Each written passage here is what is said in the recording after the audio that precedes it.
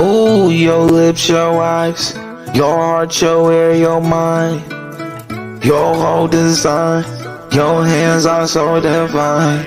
Ooh, your lips, your eyes, your heart, your ear, your mind, your whole design, your hands are so divine. I try to hide from the world, but somehow you know where to find me. And even with them gray clouds, I can see my silver lining. Even when I had doubt, I can feel that eye behind me.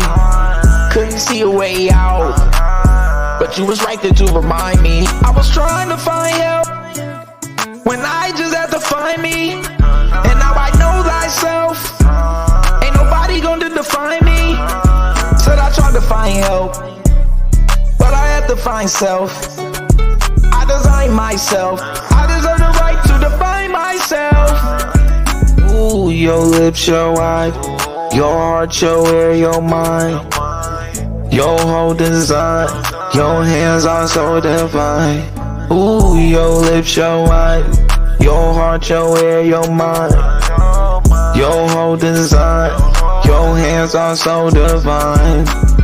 Ooh, na na na, ooh, na na na.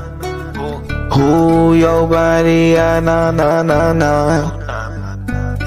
Ooh, na na na na, na na na na. Ooh, your body, ah, na na na na. They only mad they ain't understand the assignment. Living without you is something I can't be fine with. On your stomach laying flat, exactly where I want is where I got you. I'm finna press my lips up on your back, boo. You got me kissing every tattoo. Run my tongue to the center of your back, boo. And I can touch you, it don't matter where you at, boo. We know space, time, and distance ain't a fact, boo. Ooh, your lips, your eyes, your heart, your ear, your mind, your whole design, your hands are so divine. Ooh, your lips, your eyes, your heart, your ear, your mind, your whole design, your hands are so divine. Ooh, na na na.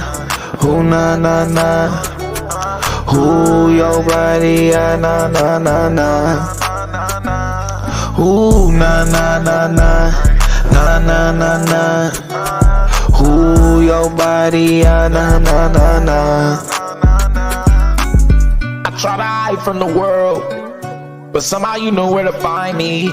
And even with them gray clouds, I can see my silver lining.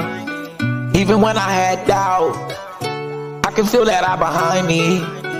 Couldn't see a way out, but you was right there to remind me. I was trying to find help.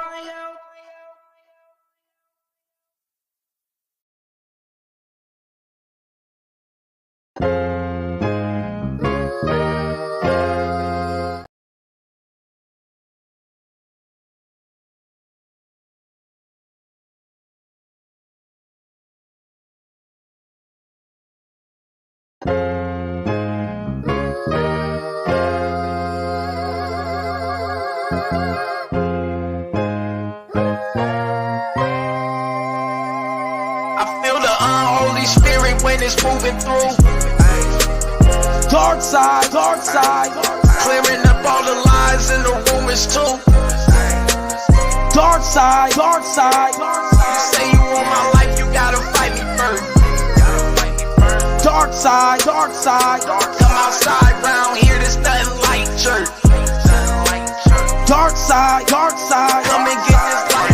They talked about Jesus, give them something to Babylon. Just know my whole team is battle tested and battle strong. One world speaking that Tower Babel tongue. Cole Hammurabi thinking ancient Babylon. No pun intended, Reaganomics had us under avalanche. We took off like a rocket, they was praying we could never launch into the upper echelon. You can never be yourself. Every day is Comic-Con, fast money Ramadan. Who collected Condicom? Cold check my vital signs. Motel 6 flow. Woke up with the brightest mind. Out of sight, out an idle mind. They hate it when you idolize. We living in the final times. Guess you Ellen Keller blind. Spirit when it's moving through. Dark side, clearing up all the lies in the rumors too. Dark side, you say you want my life, you gotta fight me first. Dark side, dark side.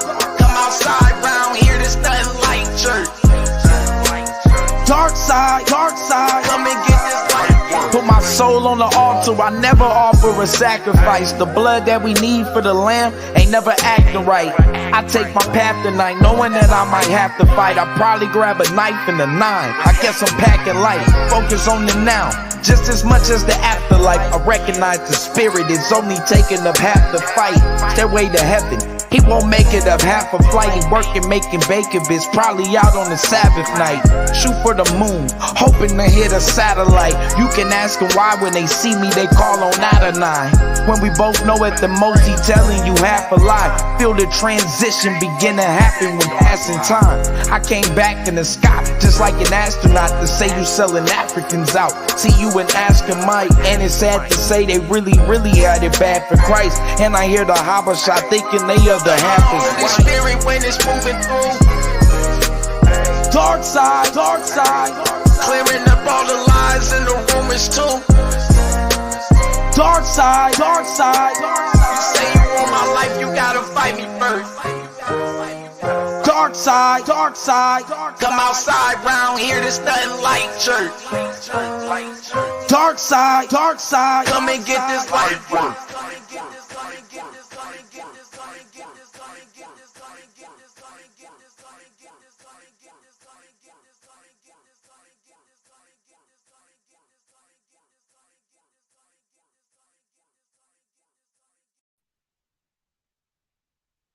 Power to the dark side.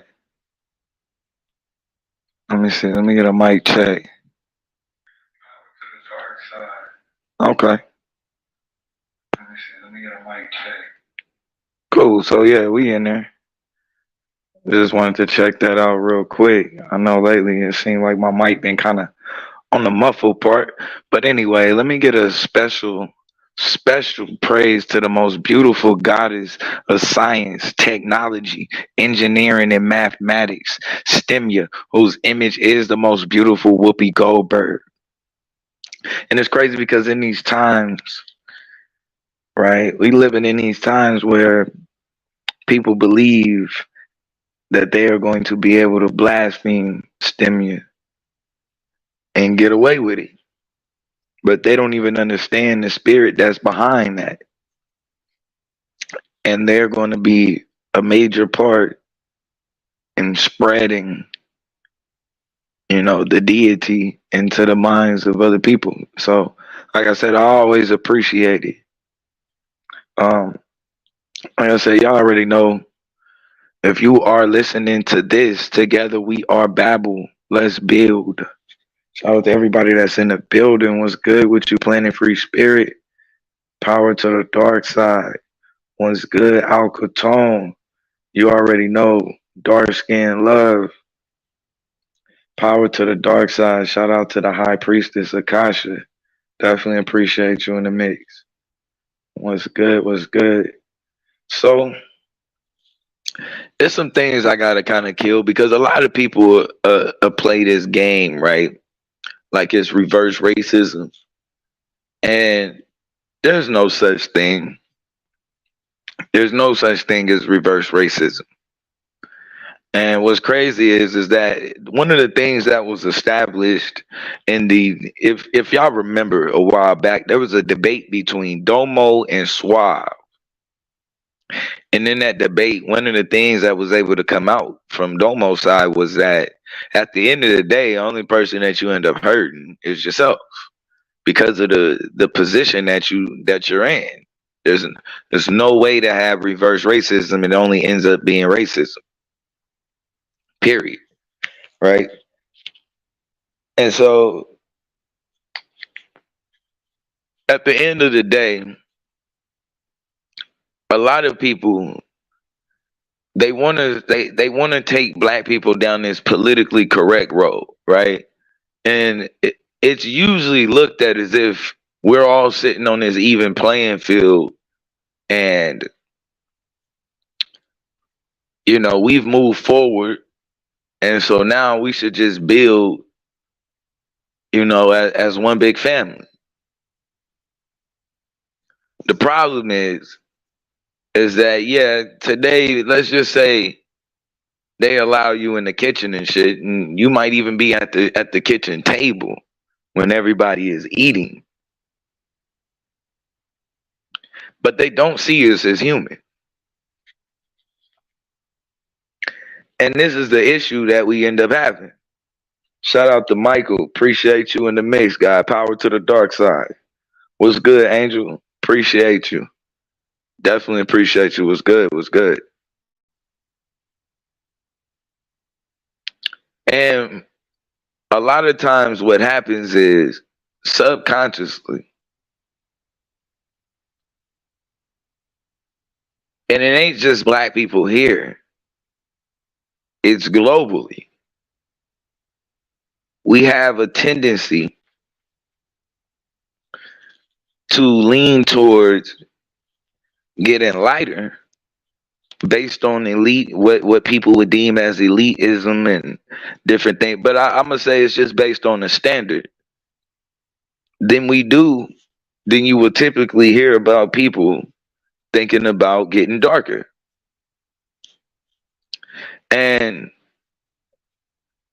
what a lot of people fail to realize, right, is that when you're dealing with living in the modern world or what they call modernization, it's about moving you as far away from black as possible.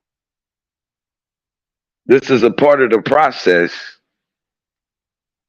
in the social structure that begins to make the dominant society comfortable, right? And so typically, why we marry and how we marry is usually something that's dealing with our environment, our condition, and that sometimes the conditions in it is in the environment is something that's outside, and sometimes it's within. And we talk about moving further away from blackness. We see it take place also in Africa.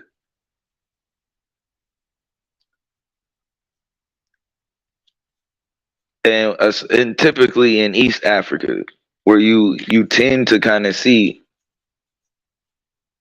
the the dominant culture and the dominant um, class of the elite typically are mixed with Arab,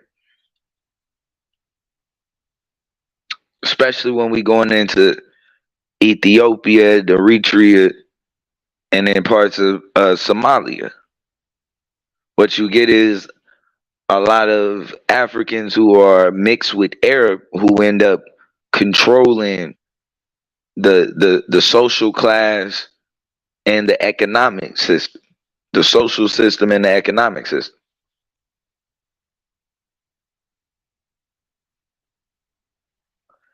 A lot of what happens is based on the ideologies that we had.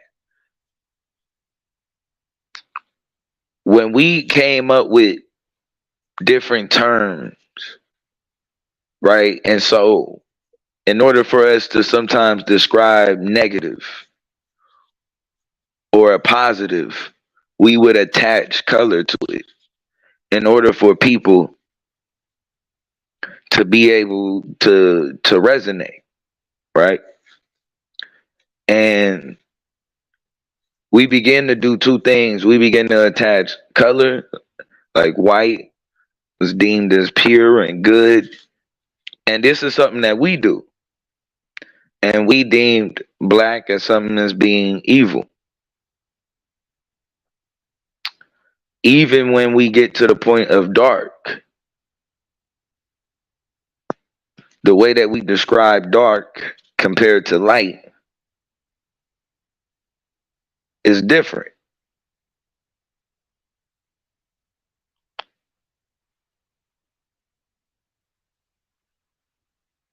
The issue that we kind of have with being in the position that we are in we can't afford for our mentality or our ideas. Facts. Facts. And Angel said it's impossible for black people to be racist. You need power to enforce it. Unfortunately, we don't have enough power collectively to practice racism. And it takes a certain amount of influence because you're dealing with a social structure. When you see racism enforced today, it's not something, and white supremacy is not something that's enforced by only white people. This is something that's day to day enforced by also black people. We enforce it upon each other with the way that we think and how we treat each other. And a lot of the time, and it's hard because it's hard to convince black people and to get them to understand that they're in a war. They move along and keep pushing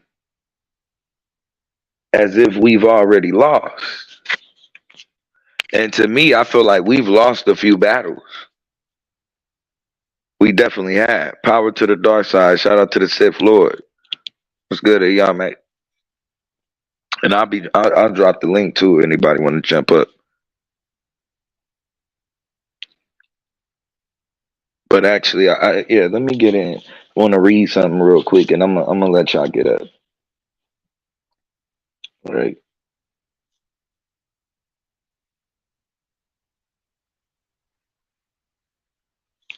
They have something called Blanc Blanque Miento, right? Blanque Miento. Now, another term that y'all might hear is like I believe it's like Mayora La Raza, which is like which means improve the race. And matter of fact, yeah, let me read something real quick from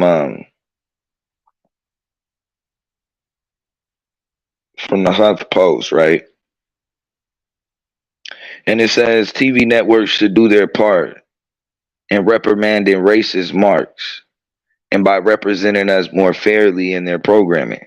Latinos come in all races, colors, and flavors, which is why Mejor La Raza shouldn't have a place in our community.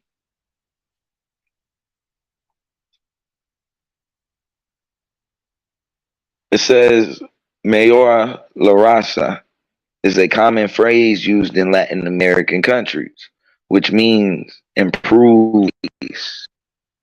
It implies that you should marry or have children with a whiter person so you'll have better looking kids. The phrase is used by people of any race without much thought. Now, what's crazy is they say the phrase is used by any race without much thought, right? I think another issue when we talk about the phrase in general is that even though you may not see black people use the term, but within our rhetoric, you can tell that that's how we feel. Whenever you'll see there's usually an attack on us for going outside in our natural state by, and it's typically older black people, but by black people nonetheless. And what they tend to do is, well, they make just certain comments. You gonna go outside with your head looking like that, and you have to guess, you have to stop and wonder, what does your head look like besides black? What does your hair look like?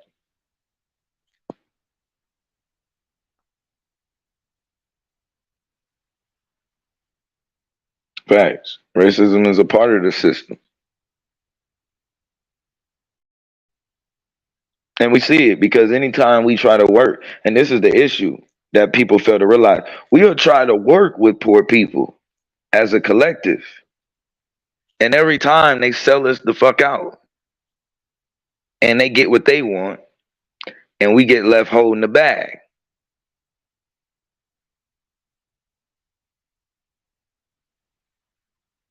We've done this 1,000 times, but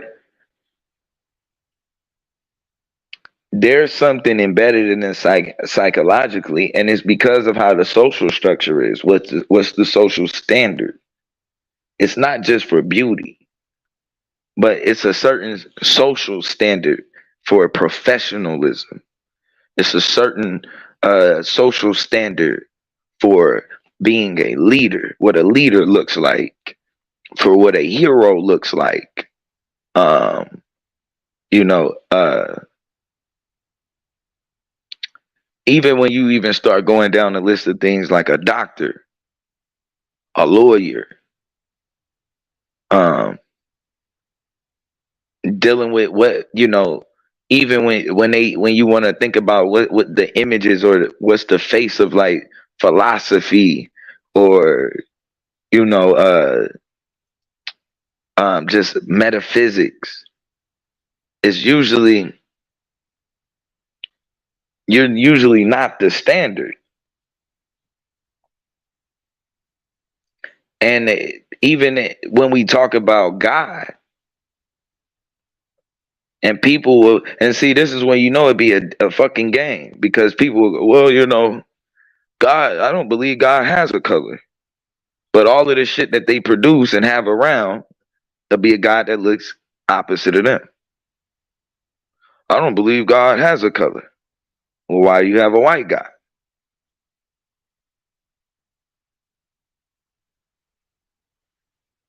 Typically, you don't see people with a black guy talking about, I don't really believe God has a color. I don't think it really matters. You don't really see people with a black guy doing that. There's always somebody trying to defend a white deity that they keep around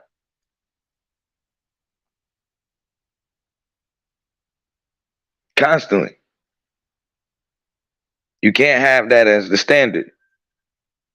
When the picture and the image that black people have globally of heaven,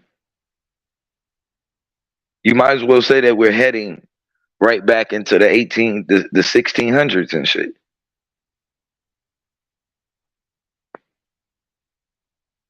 The image I get when niggas try to show me some sort of picture of heaven and shit, I see slavery all fucking over again. I see slavery all over again.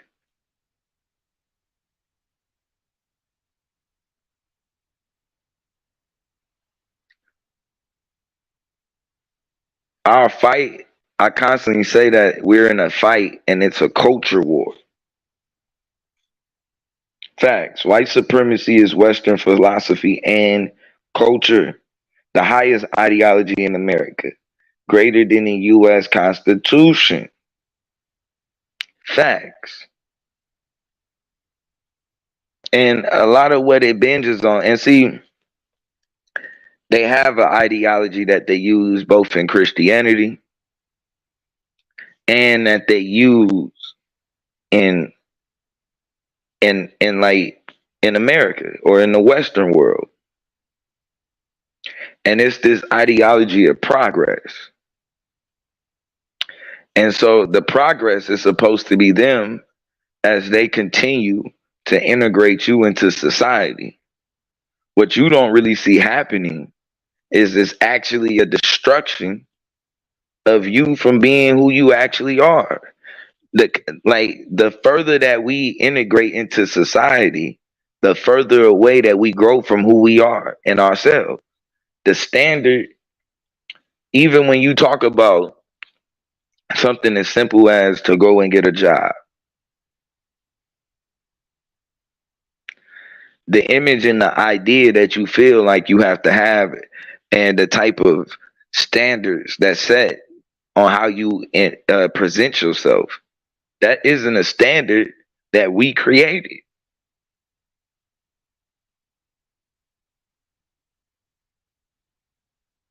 It's just not.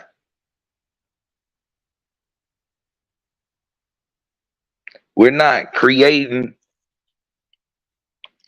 Most of these standards are based on you being able to adapt to the American ideology that there's no need to, we can't share it with each other because somebody's always going to take more than what they need.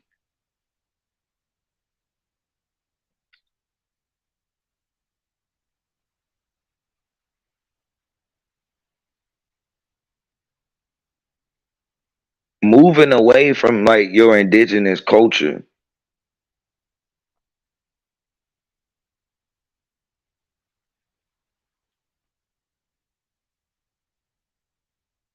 that's a part of like, that's how we lose the war.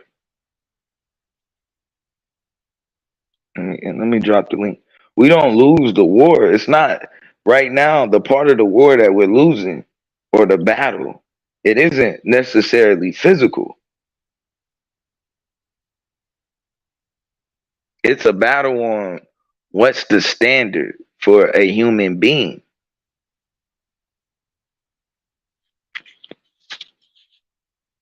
That don't just come down to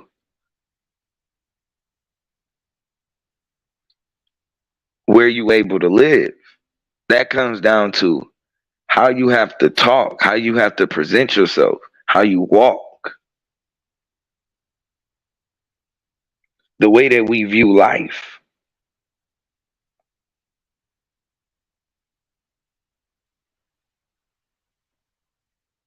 We get caught up in the middle of of European ideologies a lot of the times, and we try to pick a side in that shit.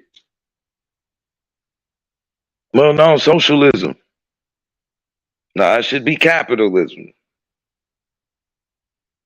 Well, and then once you start talking about, well, that sounds like communism.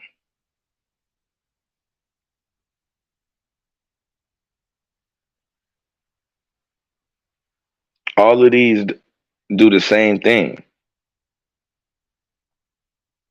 They keep you from actually fixing the problem.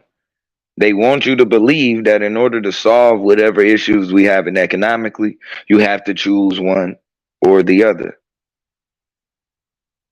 This is why you have to be careful when you're slick talking with the devil because he's real smooth. Whenever you get into a conversation with the devil and it's a debate and you have to try to pin him in the corner and make him answer direct questions, what he begins to do is just throw out words to categorize you. Oh, that's Calvinism. Oh, you're a preterist. Every time you make a statement, they try to put you in a certain box. Oh, so that's Calvinism right there. And be like, well, yeah, I think 70 AD. Well, that's you're a full preterist. Like, I didn't say that. I didn't say everything. Well, no.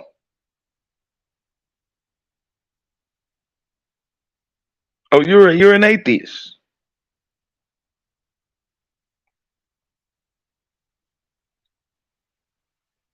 That's a part of their. That's one of the tricks that they do because they have to box you in a category in order to deal with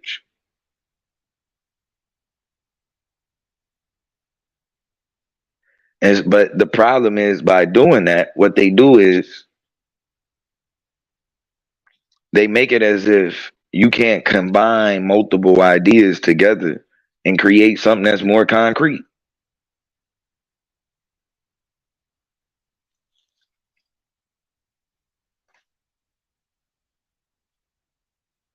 Like, period. There has to be ways. Nobody would say that socialism or communalism is something that is a perfect system. It obviously can't be perfect. It's not here today.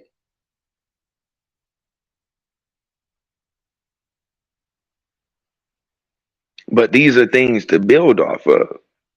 You don't have to be a socialist, but you can build off of socialism. You don't have to be a Marxist, But you can build off of Marxism. But see, it's easier for people to deal with you in a conversation when they can label you either or. Well, no, that's Marxism. You're a Marxist, huh? Because I believe we should fucking share.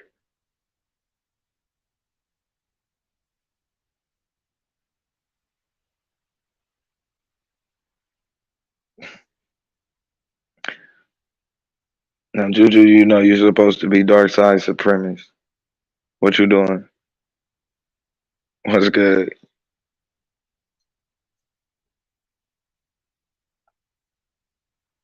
It's important that we have a God of dark skin supremacy.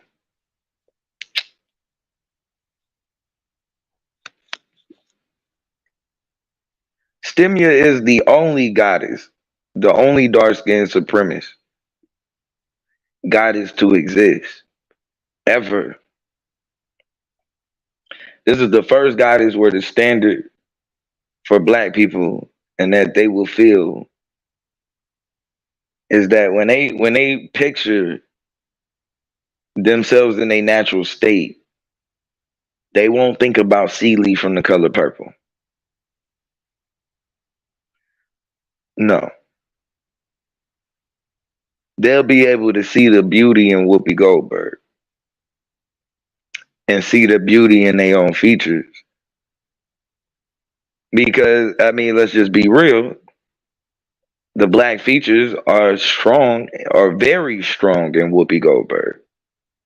Probably, if you think about most celebrities, she probably has the strongest features when you look at the stereotypical features. Like nigga, if it was a statue, a big ass statue of fucking Whoopi Goldberg, Napoleon would have tried to shoot the nose and the lips off. That's what I'm saying.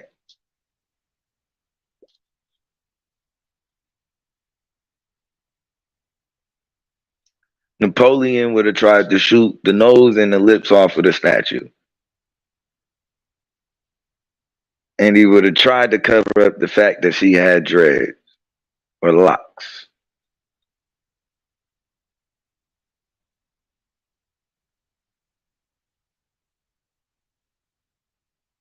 And that's just being honest.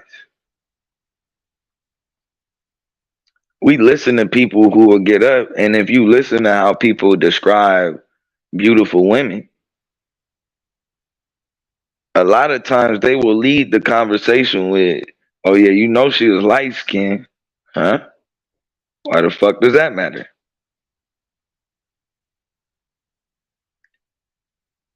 And it was this bad light skin, huh?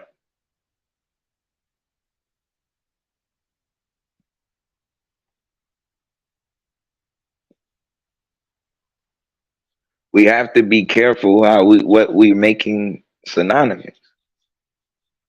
It doesn't mean that she's not beautiful, but let's stop with making light skin synonymous with beauty. That's an issue in the conversation. And right now, we have an unhealthy outlook as a collective on darker skin and kinkier hair.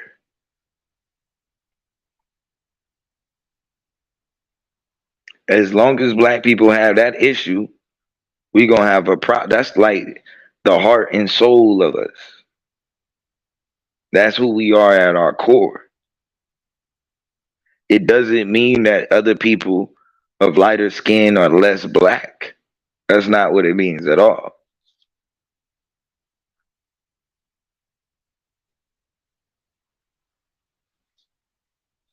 But our rhetoric has to change.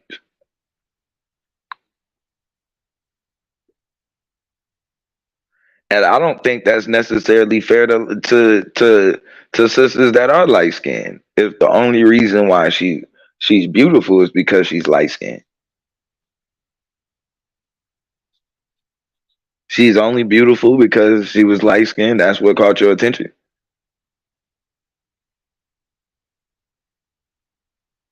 That's an issue.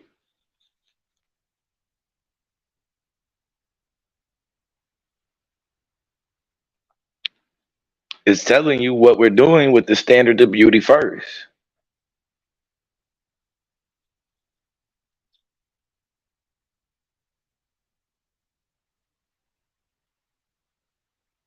Now the problem is with being fair as far as our ideology and our doctrine is that the rest of the world isn't fair. And we're already in the fucking hole on how we feel about ourselves at our core. We already feel spiritually that our connection to our ancestors is an abomination. We already feel that spiritually as a collective. Therefore, that leads to this anti-African seed that gets planted. And I keep trying to tell people, when you attack Africa and you're talking about practicing your indigenous culture, well, nigga, you're attacking yourself, because Africa represents the last stronghold of indigenous culture, the last stronghold of what they call the uncivilized.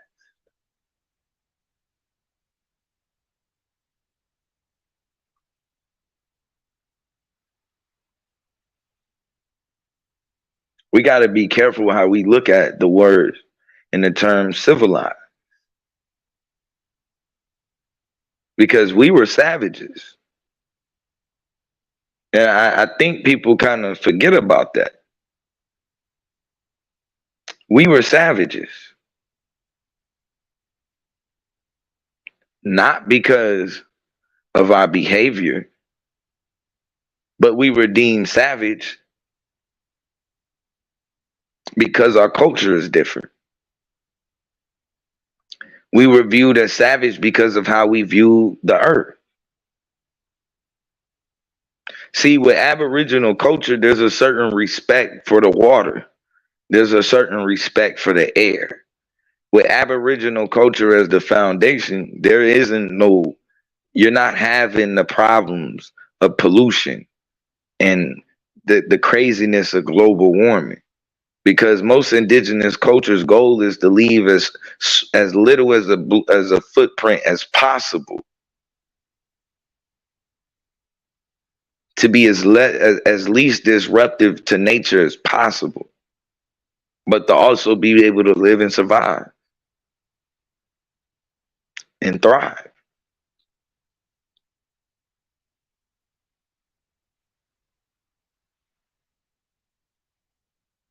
So the shit is funny, and it's easy for everybody to jump in. Oh well, yeah, Africa, they just da da da da da. But then in their own stance, they want to be able to practice their own indigenous culture. Well, the first people who they deem as uncivilized is African culture and African spirituality. That's what leads them from there in the colonization of African spirituality. That's what leads them around the globe to being able to modernize people and humanity. We confuse two different things. We confuse our evolution and progression with modernization. Two different things.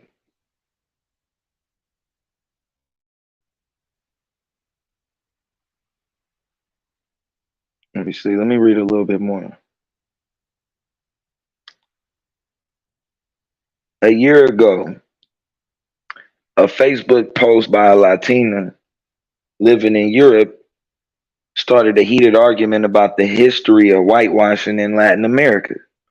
She said Mayor La Raza to justify the massive rape of indigenous women by European colonizers. Period.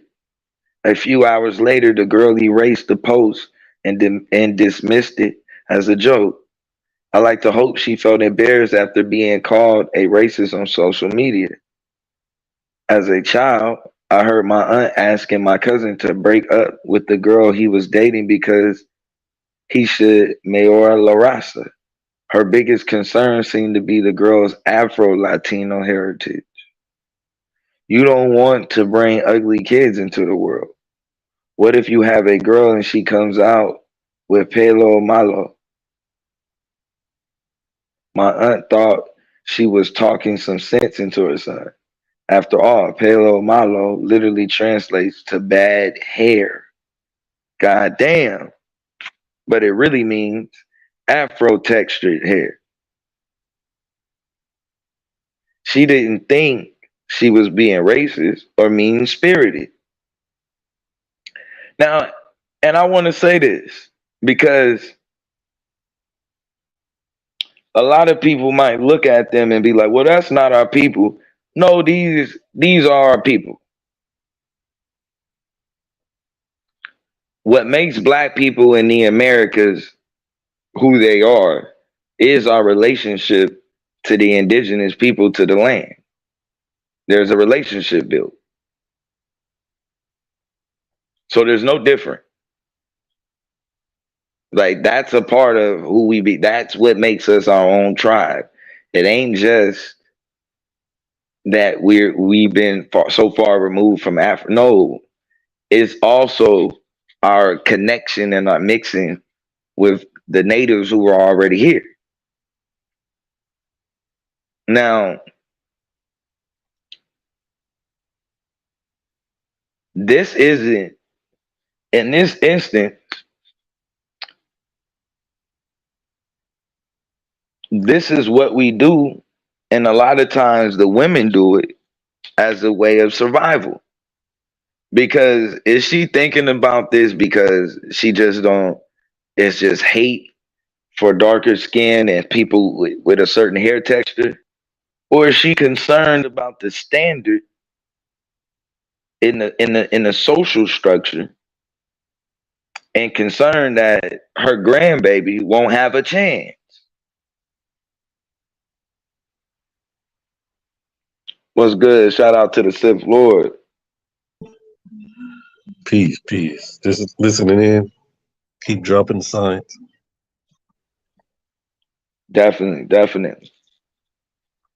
And you know, you can jump in whenever. And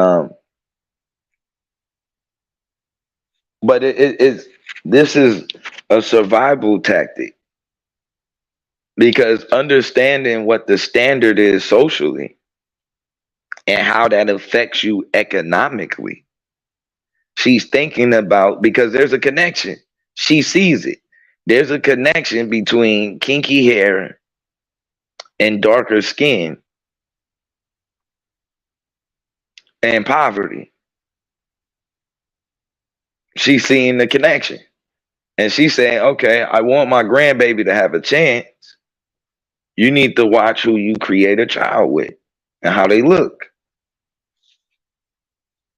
But if you notice, the same conversation that's happening in Latin America is the same conversation that happens in Black America.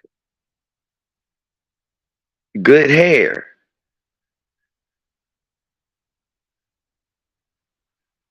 So now we have to ask ourselves, and a lot of niggas be playing these games like Whoopi Goldberg was dark skinned with locks in the 90s. Like, let's be real, bro. In the 90s. Niggas was not trying to talk to dark skinned women with dreads in the 90s. Like, let's just be 100.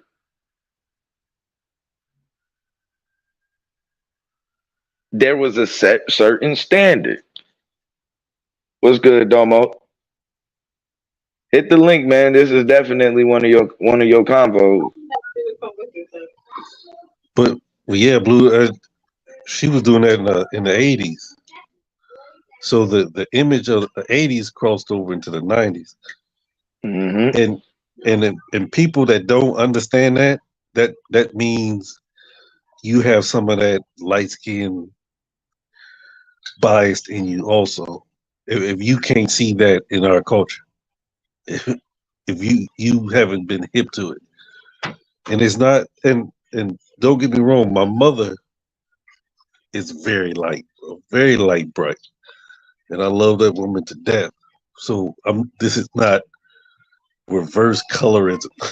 I, it is impossible for me to be reverse color on my own mama, who I love.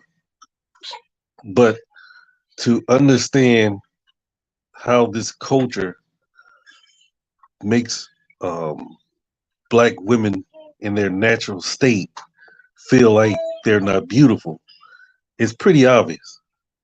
It is pretty obvious. And what you're reading, Mayor La Raza, I have had numerous Mexican brothers tell me how in their family, if you're dark skinned, you're looked at as ugly. And they tell you to marry somebody who's light. And if you have that light look, you use it to your advantage. It's a real thing. I mean, it's not, you're not going to find it written down anywhere in a code, but it's very part of that culture. And wherever the Eurasian went, the Spaniard, the French, the Dutch, the British, they brought that ideology with them. As Francis Cress Wilson said, white on top and the black on the bottom. It's almost a religion to them. Even if it's hurting them, they will stand by that religion of white superiority.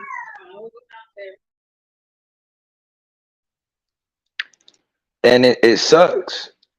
But when you look at how things go in the world, it's and this is why you gotta like where we have to be careful with the logic, with using so much logic, because that's logical. If you see that the lighter you get in society, the better of a chance you're gonna have to move up the social ladder or the economic ladder or change tax brackets, then of course, why wouldn't you take that opportunity? That's just logic. But that's the issue with logic, and that's where it gets dangerous because everything that's logical isn't what's best. Right. That's where my aunt comes in. There's Hmm. the logical decision you make, and then there's the heartfelt decision, and you have to weigh the two.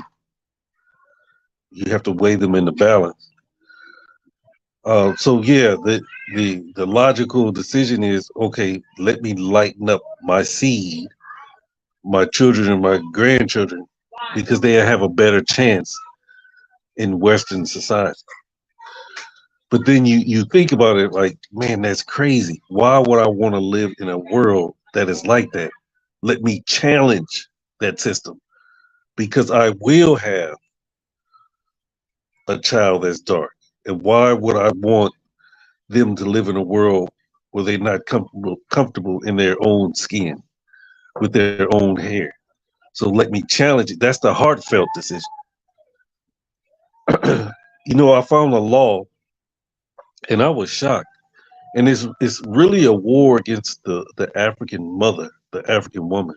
I found a law that says if a child is born to an African woman, that child is a slave. But if the child is born to a white woman, it's free. Even if an African man was to impregnate a white woman back in the 1700s, that white woman produces free children. But the African Wow. woman, no matter who she had a child with, white, black, Indian, that child was a slave, was chattel. So it's an attack on that African mother that her children are the chattel. And you can Like you, see it because yeah, it's almost like you choose we start choosing the opposite of our mother in a way. You know what I'm saying? And it's like and when I say mother, like our original mother in a way, it's like we've kind of just we try to continue to get as far away from that as possible. And Right. and to me it started spiritually, with well, you don't want to be, how we talked about darkness, and what I mean, and how we talked about black and white in relations to our spirituality. It should have just manifested itself in the physical. You know what I'm saying? And now we got it. We dealing with it with basically white people creating a whole structure, or the Eurasian creating a whole structure where, okay, well, since white is pure and good and black is evil, well, we're white.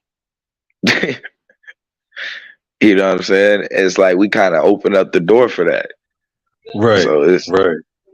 we got to change that rhetoric. Right.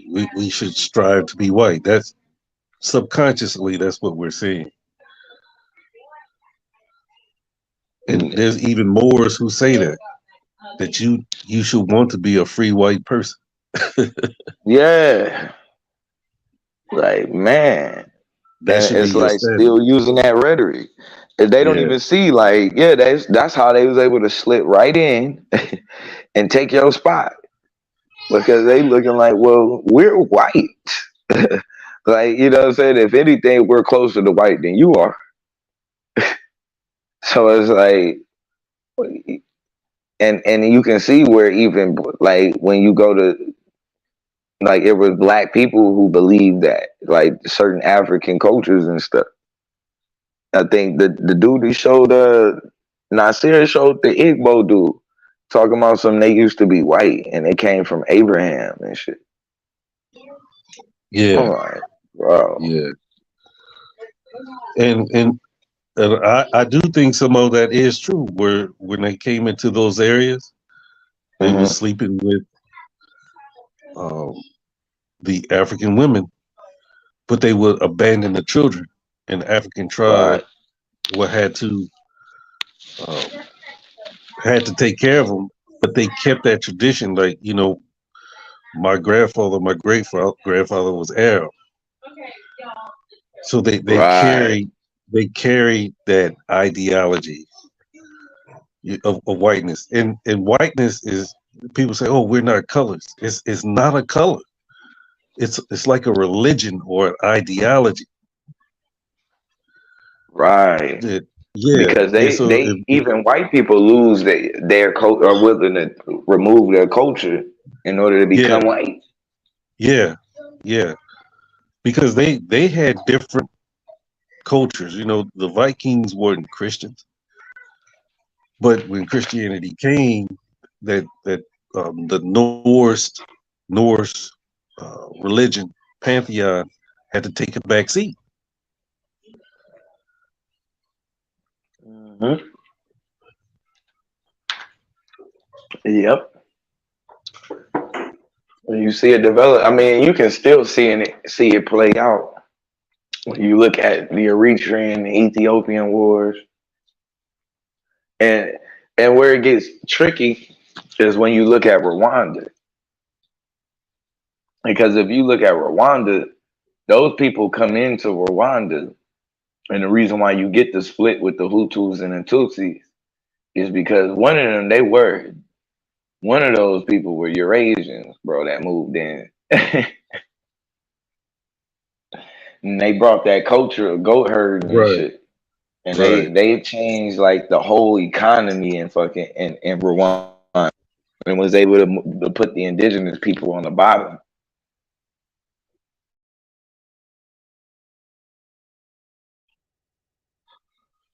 Yeah. So that you finished that the La Rasta thing, or you have more?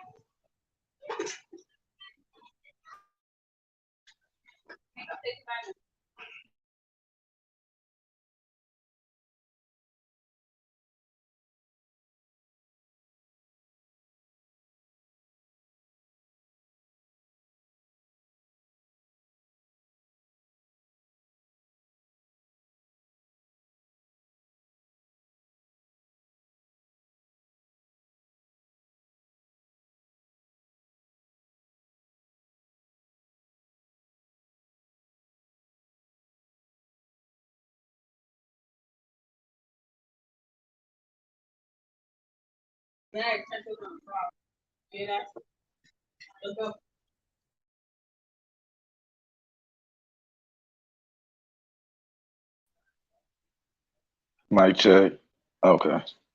Yeah, my fault. I bumped myself out. But yeah, Well, that's another I thought question. I had got knocked off. Oh yeah, no, that was me. As soon as I was talking. But yeah, the attack is real, and it's like you can't just combat that the psychology of us today by being all inclusive and fair. It's like, nah, you have to now first reestablish a standard amongst ourselves. And then we gotta like there has to be an ideology behind that standard that's stronger than, you know, uh uh what is it? Mora La Raza. Yeah, I was looking at a show, and amazingly, the internet is really challenging a lot of this stuff. Like a lot of the young people in your generation, like in the Dominican Republic, I saw a Hmm. show where this girl, she had really curly hair. She was just a little bit darker than her family, but she went and took a DNA test, and her mom and dad told her there's no black in it, no black. And the DNA test came back like 45% African. And she literally cried because she said she knew it was in there. She felt it, but her parents kept saying, "No, there's no African in our family. There's no way." But the only reason they was telling her that is because of the ideology, the religion, that having that African strand in you is a curse or it's a bad thing. Hmm. That's the only reason. There's really no other reason, but there's a belief system, and it's definitely the African in you. Like even um, if you look at in America, a Native American was a savage if his mother gave birth, but if she was African, she gave birth to chattel, property, a perpetual Hmm. piece of property forever.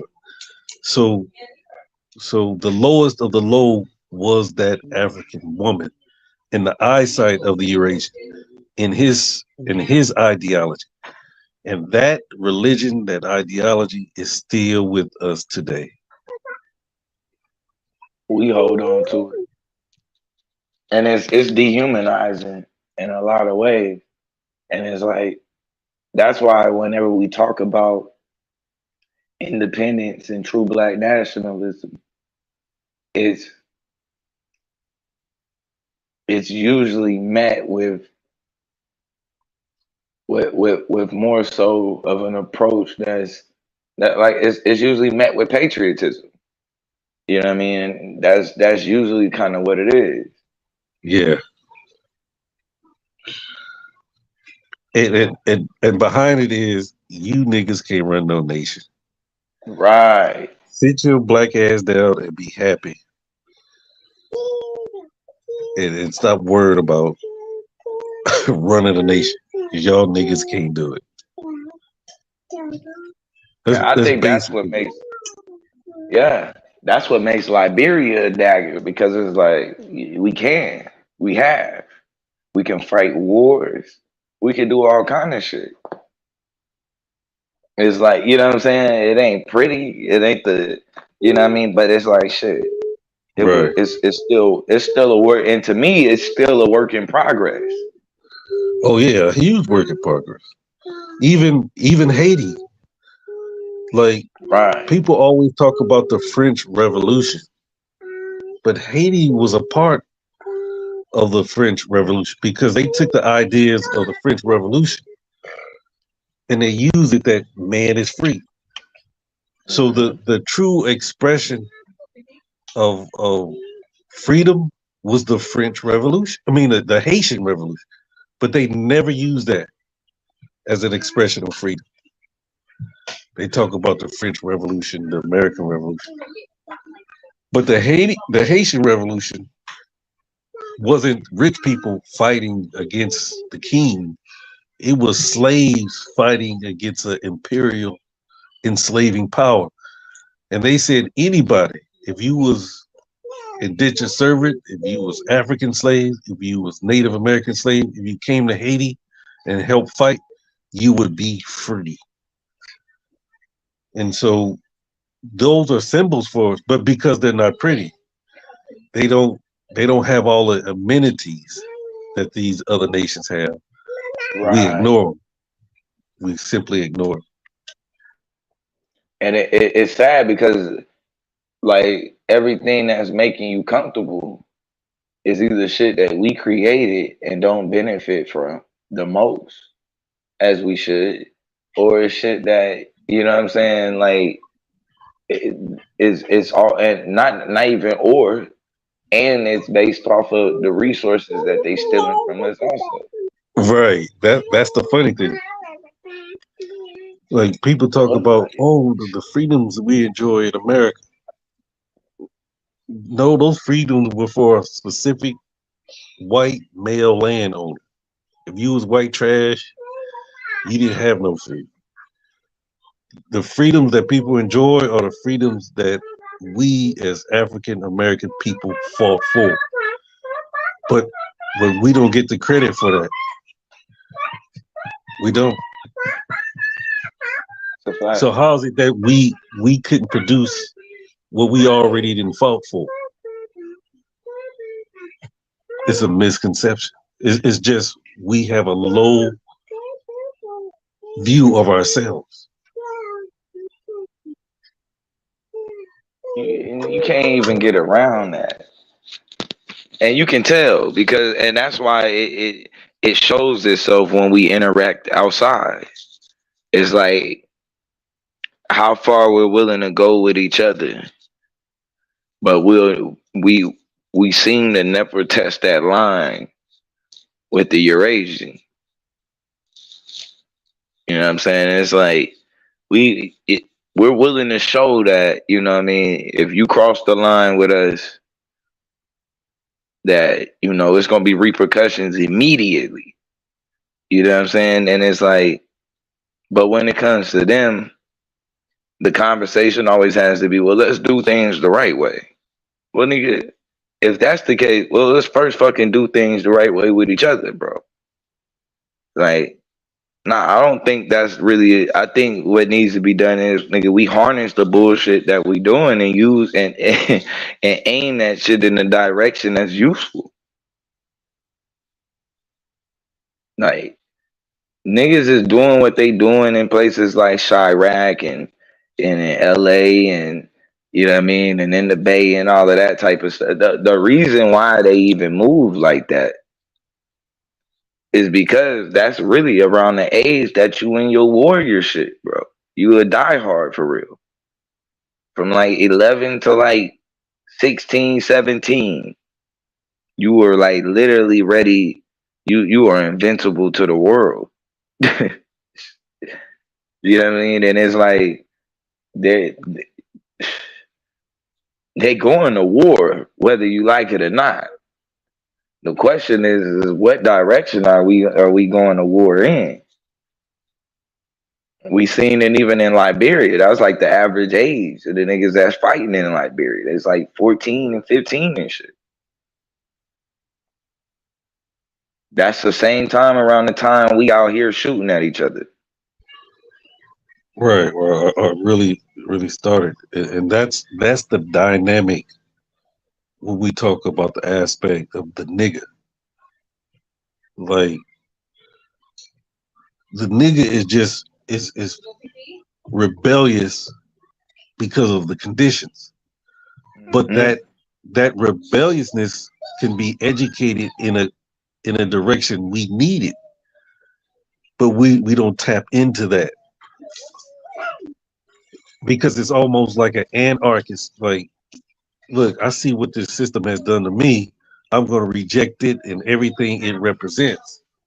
But instead of us using that for our benefit, we just alienate from it. Oh, look at them Mm-hmm. niggas. Them niggas tearing shit up. But you can take that and use it to secure your community, to secure the neighborhood if the education is correct. It's just it's untapped potential that's there. And to me, that's what the nigga represents. The untapped potential of a mind state that will not submit Mm.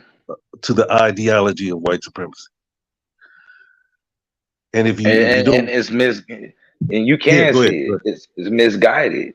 You know what I'm Right. saying? Because a lot of ways, and that's why we do the way we brainstorm the way that we do, because we can see that most of the ways that people went about fighting, it wasn't really productive. You know what I'm saying? It looked good on paper and it sounded good, but when you looked at it and the effect that it had today, it's like the civil rights movement. Okay, yeah, the force behind it, all of that is great. But when we look at the results today, it's like we're more segregated probably than we was then. Schools that we go to, the neighborhoods that we live in, is just as segregated. And so it's like the direction of like we just gotta be careful of what we're asking for. And that's why it's like when niggas is you can't talk the black nationalism shit and you not talking about an independent nation. Like that's really just kind of where it comes down to. And Yeah, most people yeah. never really talk about an independent nation. And therefore they're really, if you ain't talking about that, what use do you have for a warrior class? You don't have anything. And that's what the Panthers represented. I think the average age was like 18 to 25. Right. So it was a very young. I mean, that was part of its downfall, but the part of its power was it was young and ready to get things moving because they wasn't going to take the shit the generation before took. So if you look at that Panther generation, that would be my uncles, my OGs, father, that generation. They wasn't taking that shit. Right. Yeah, you can sick a dog on me. Uh, I'll shank that dog. I'll shoot.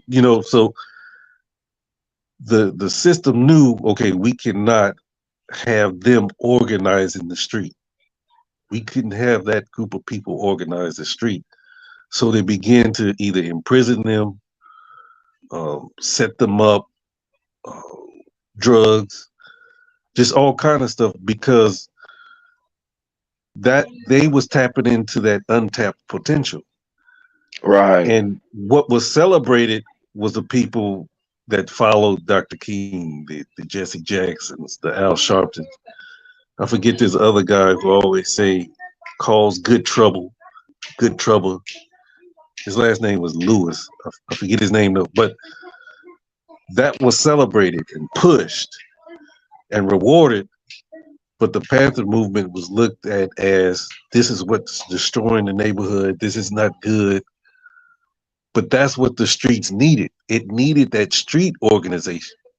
Mm-hmm.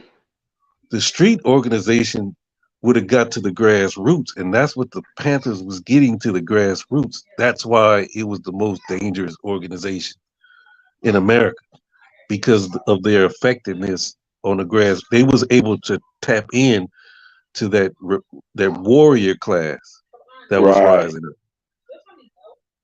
And and they just needed, and you're right, because they needed at least an elder to kind of who knew what direction we was trying to go in, in order to kind of to get the most product. And you know what? I'm gonna jump out the window. I think that they may have been. I think they may have been able to do more if we had been able to to more so let them further develop in somewhere like Liberia. Oh yeah, And yeah. That's the importance of having a land that's independent from this land. Like, yeah, I okay, definitely think so. Hmm. what's that? No, I was just agreeing. Go ahead. Okay, yeah, yeah. Oh yeah, like man, we got 100 kids that's going in and out of this, in and out of juvenile. Let's send them to Liberia and train in our military. Get, you know, the importance of that. Of we see that you are a warrior, so we're gonna make you into uh, a warrior, not just somebody out that's ready to fight anything and anybody because you have this rebellious, this anarchist attitude. We're gonna Right. hone in that warrior side of you into a productive uh, position. And I was a part of it. Like my mother was a Black Panther. So when NWA came out with niggas with attitude, I was able to identify with it because I knew what they were saying about the people on the street, but I knew the people on the street wasn't what they were saying. So if you gonna call us a nigga, yeah, Right. we niggas with attitude because we don't. You gonna call us a nigga because we don't put up with your shit? Then yeah, that's who we are. But later it became commercialized. Now everybody's a Right. nigga. You see, Everybody. yeah, and like Mooney said, everybody want to be a nigga, but don't nobody want to be a nigga. And what he's saying is, you just want the commercialized part, but the growing up in those conditions, you don't want to grow up in those conditions. You don't want to have to deal with brothers have to deal with or sisters have to deal with to become that. But we don't have any of those street organizations that's training up these young people in educating them correctly. Now you have some like they right here in Texas. You got Gorilla Mainframe. You do have some, but not like the Panthers have in the late '70s and I mean in the late '60s and early '70s. Right. It's not. It's not. And that's the like why we have to have our own ideology because it's almost like if we're having the military, part of how they like part of the morale and how hard they fight and their success is based on the ideology.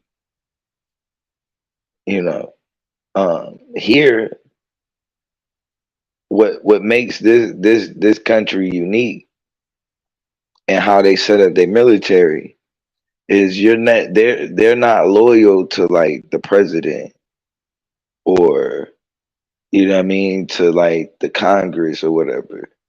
They're like loyal to like the Constitution and the flag. Like that's their inspiration is planting that flag somewhere.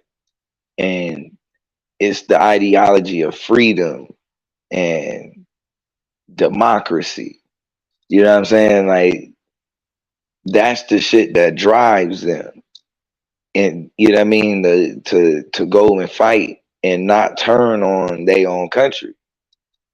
And the reason why I say that is because I was on a couple of African shows, and one of the dudes was asking, like, you know, he like, how is it that they're able, like, that the military never just turns on the country, on like the people and stuff.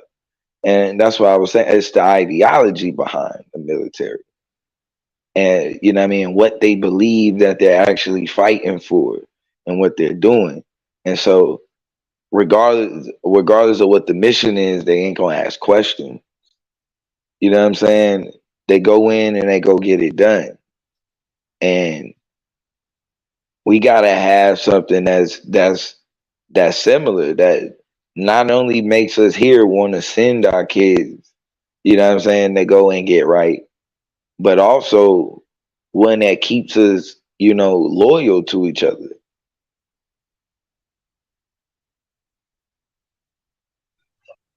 Right, right. And we don't have that at all. We don't have it at all. Yeah, not having that separate ideology is tough. You know what I mean? I was, Mhm. I was looking at a show. They were showing MS-13. I think they're like two Yeah. hundred thousand strong, and they said they not afraid of no black gang because they know they can break them down because they're not disciplined.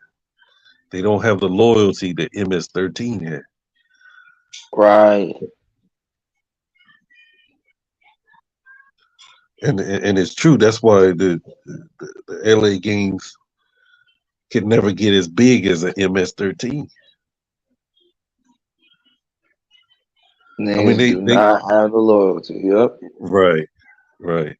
We are splitting off, over $20. We'll break we'll break the loyalty for $20, $30.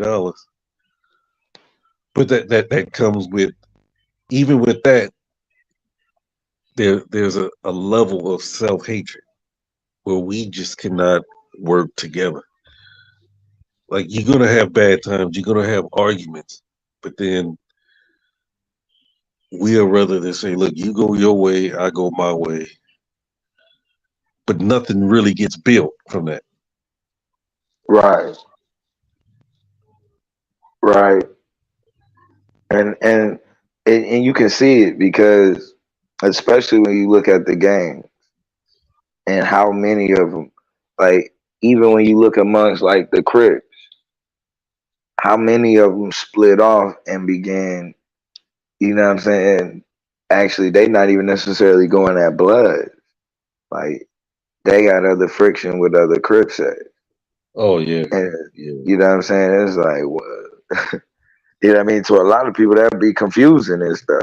But it's like a yeah. little disagreements and stuff, and it's even we start clicking off amongst even the same. We the same color flag, and we clicking off against each Oh other. yeah, yeah. Neighborhoods would be around the corner. When I was coming up, neighborhoods would be around the corner, be different sets.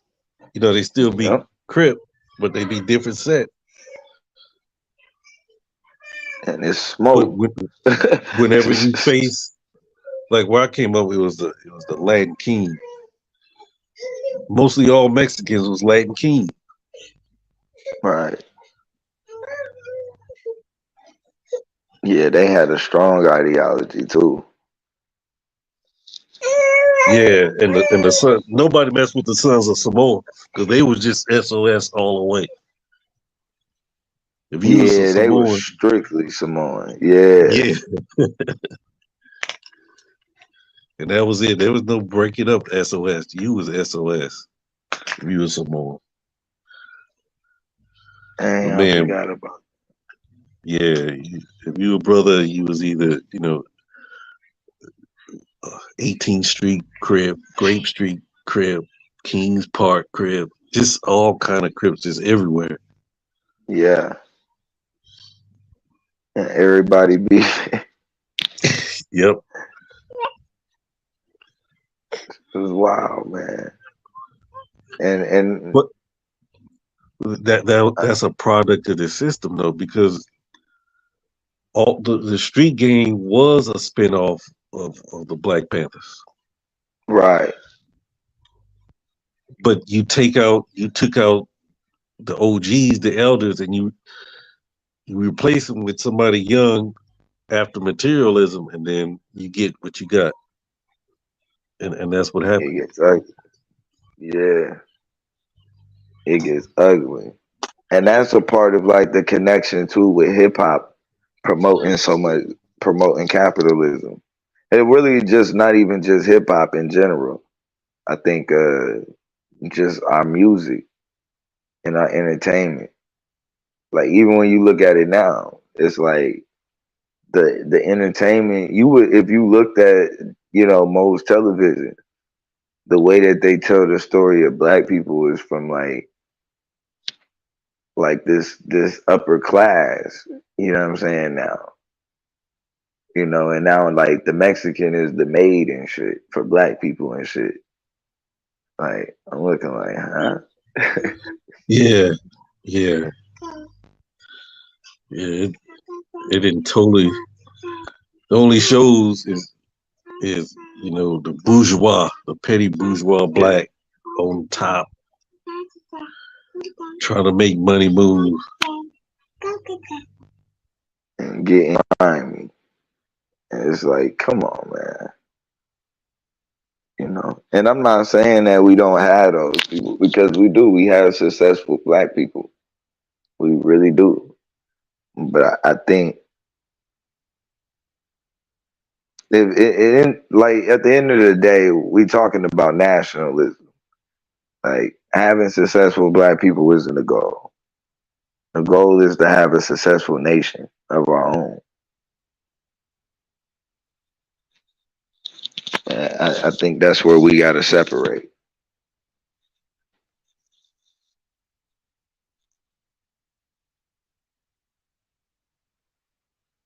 Yeah, I definitely do.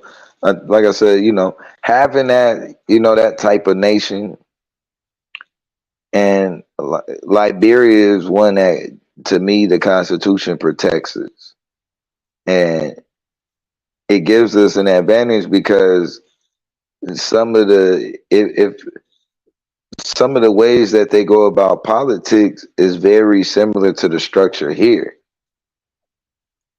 which allows us in a black country to actually fight for power politically and actually Right, gain it.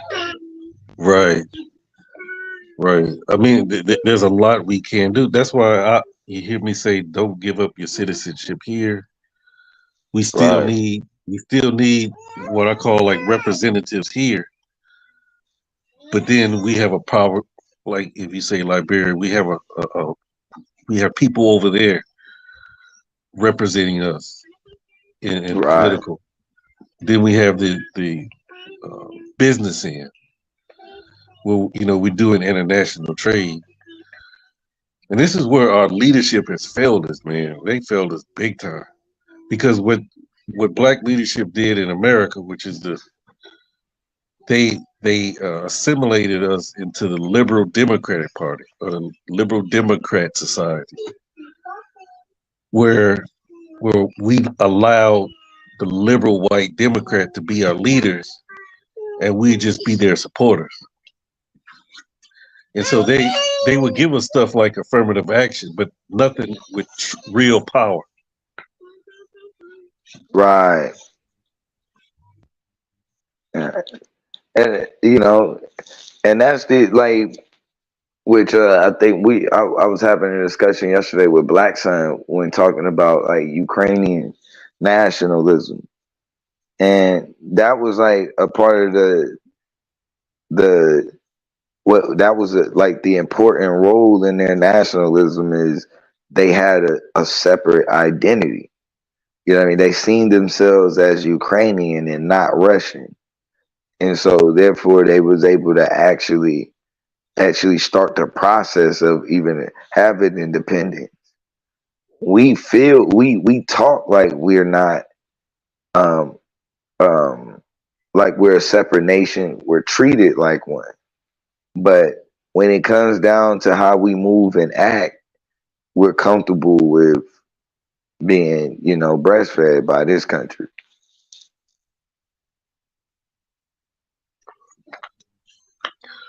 Right, right. So, and that's why we don't get no reparation because if you the power structure, and if you see somebody comfortable the way that they are, then you're not forced to do it.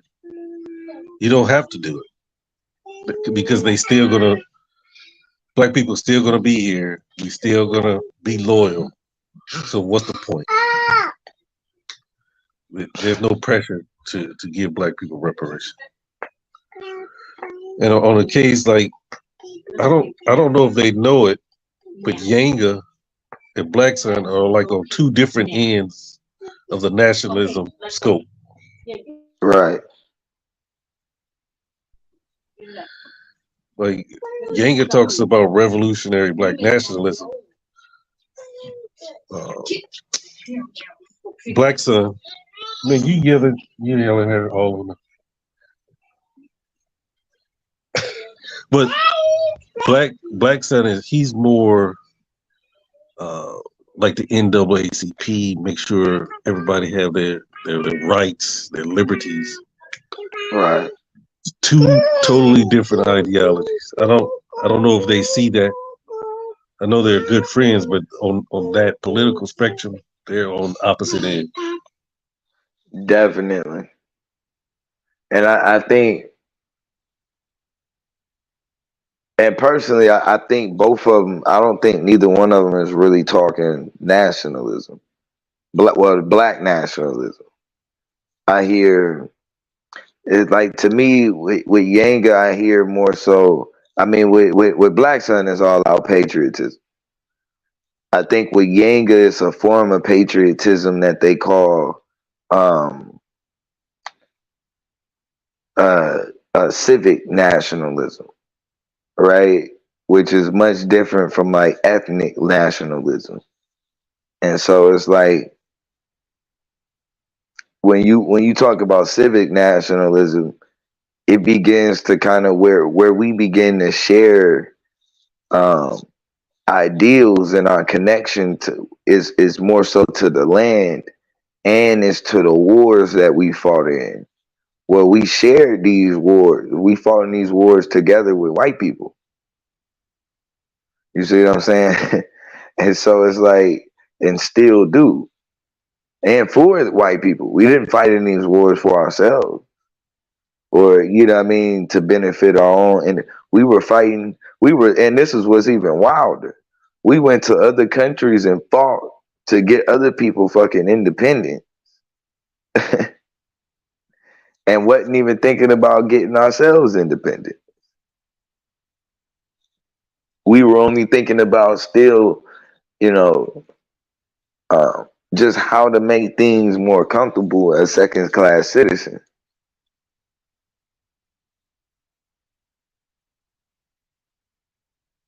And I don't think there's really a win in that. Like, well, it ain't even nothing to think about. There is no win in that. There's no win in being a second class citizen. We can play the games all we want to.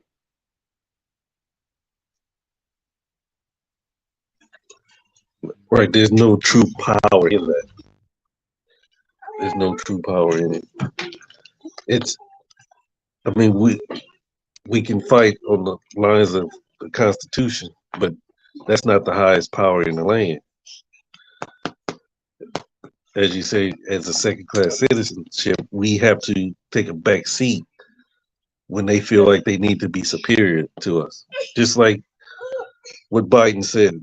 Biden said the greatest threat in America is that in 2050, white people will be the minority. I mean, he just straight out said that's the greatest threat to America is that white people will have to live as minorities in America. And so that's what they're fighting against, that white people don't become the minority in America, that they stay the majority and stay in power.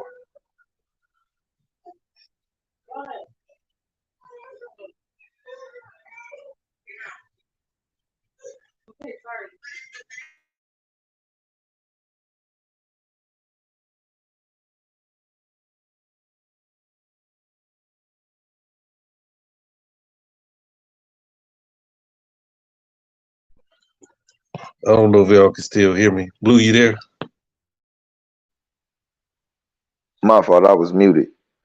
Yeah, I was saying that, and what's crazy about that is they also saying that Mexicans is supposed to be moving in as the majority by that time. And if they still are holding on, not just Mexicans, but Latinos in general, and even if black people are the majority, if we are still holding on to, an ideology of Mayora La Raza, and basically whitening up in order for us to move up in the tax bracket or the economic class or social structure, uh, then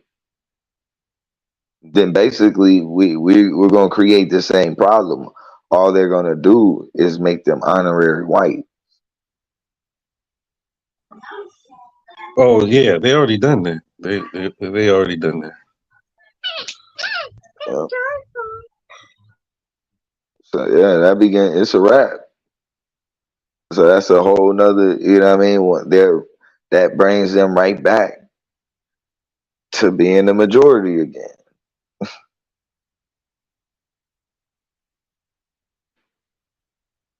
which which goes into why, as globally African people, we cannot have our struggles synonymous with other poor people, because at the end of the day, they always once all they we don't want the same thing,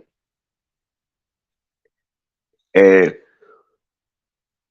a lot of times our fight is for power and theirs is for a piece or something.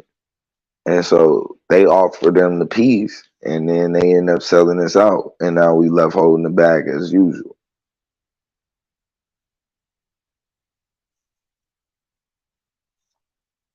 There got to be some sort of collective agreement that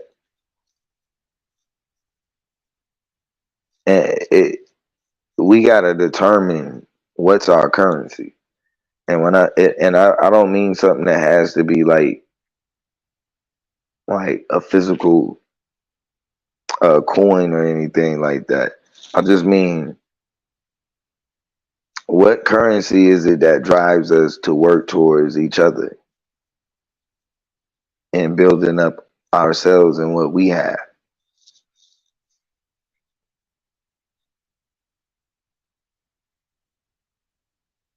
And for me, that's really like the only question.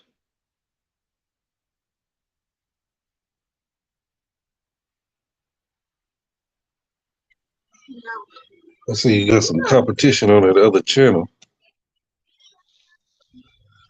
Oh, for real? Yeah. Yeah. It say praise Stimia. Yeah.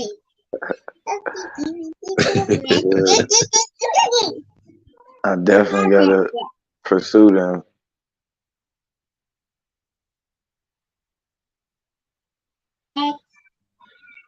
Man, they hating on Stimia. Yeah, and what's crazy is all they gonna do is continue. Oh yeah, the monsoon ghouls, you know. And shout out to the grand architect for that, dropping that signs on the monsoon ghouls in Yeah, I saw that. Swahili. Yeah, you know, and this is that Manzungo energy right here. You know what I mean? That, Yeah. like you gonna and look at what they do. Like, they parade around Megan Thee Stallion because she moves women into modernization. Like, period. The way she wears her hair, her style, it moves us away from blackness. Like, period.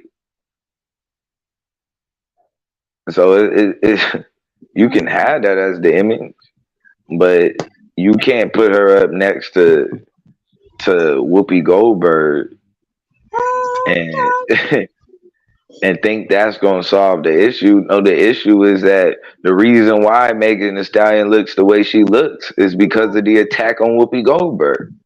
Right. Right. Let her come out in her natural self and see if she gets that type of attention. It'd be totally different. It'd be, it'd be totally different. And that's why it's like it's how we set the standard. But you gotta make it a thing. Like, it's gotta be cool and addictive. It can't just be like you know, we just set up meetings and niggas talk about the shit and then nah, like the same way that we sell fucking capitalism and individualism and all of that throughout music and entertainment and shit, sports, we got to do the same thing. And I won't really say sport because to me, sports is I, I think you learn a lot as far as loyalty to a team. You know what I mean? And learning like a journey of how a team develops, Oh and yeah, yeah, how the leaders kind of get pushed to the forefront. Because especially with young teams, like I like to watch the teams that are young and nobody really knows who the man is, and then they just kind of like you can kind of see the person who kind of takes over. Like it happened with the Bucks when Giannis got there. It was supposed to yeah. be a Jabari Parker, and Giannis just like got there, bro, and he just took over. Like, nah, it's me. And you just seen everybody just kind of okay. You know what I mean? Well, if it's gonna be you, you do it, and we'll do everything around you. Right. A really good example of that was the Detroit Pistons Oh with yeah, Chauncey Billups, Rasheed Wallace. Like they came out of nowhere.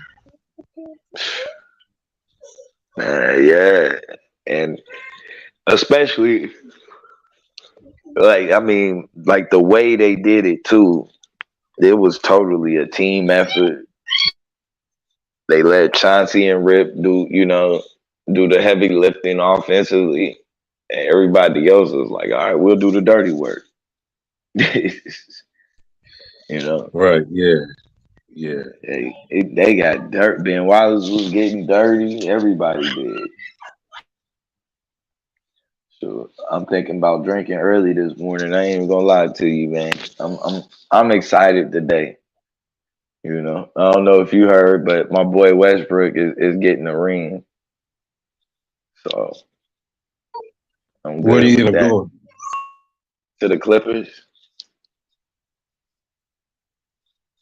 Yeah. He just signed with the Clippers. It's official. He ain't have to go nowhere. And he in a much better position. Now he got shooters everywhere. They didn't have to trade nothing to get him or lose nothing. This Yeah. is perfect. Yeah. I think on that team, he should just focus on being the penetrator and kick it back out. You Oh, can't that's stop his it. penetration. Yeah.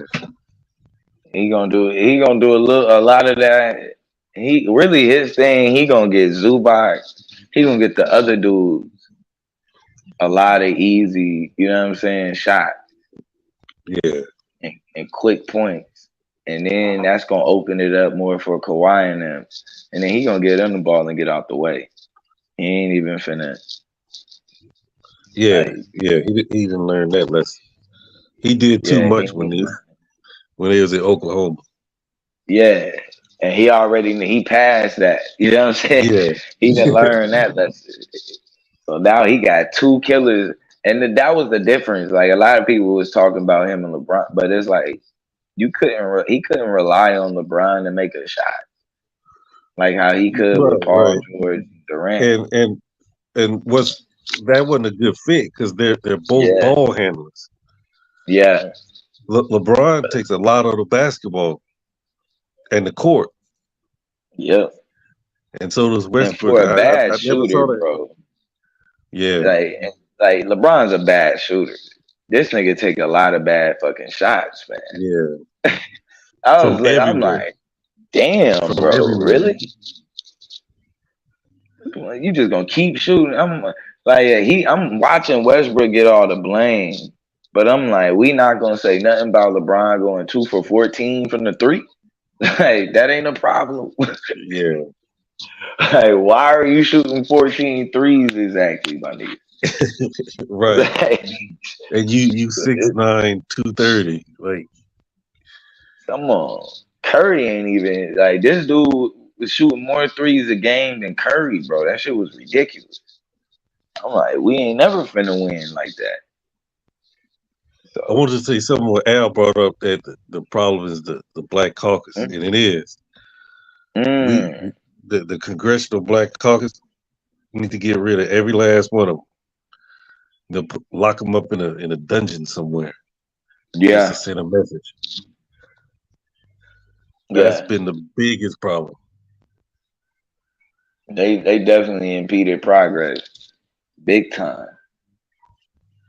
I mean, like, and it's and that's the thing because it gives us the illusion that we have like equal representation, and it just that isn't something that's going to exist. You know what I'm saying? And even if it is equal representation, I'll say that we don't have the political equity. You know what I mean for the Black Caucus to even be relevant in the first place.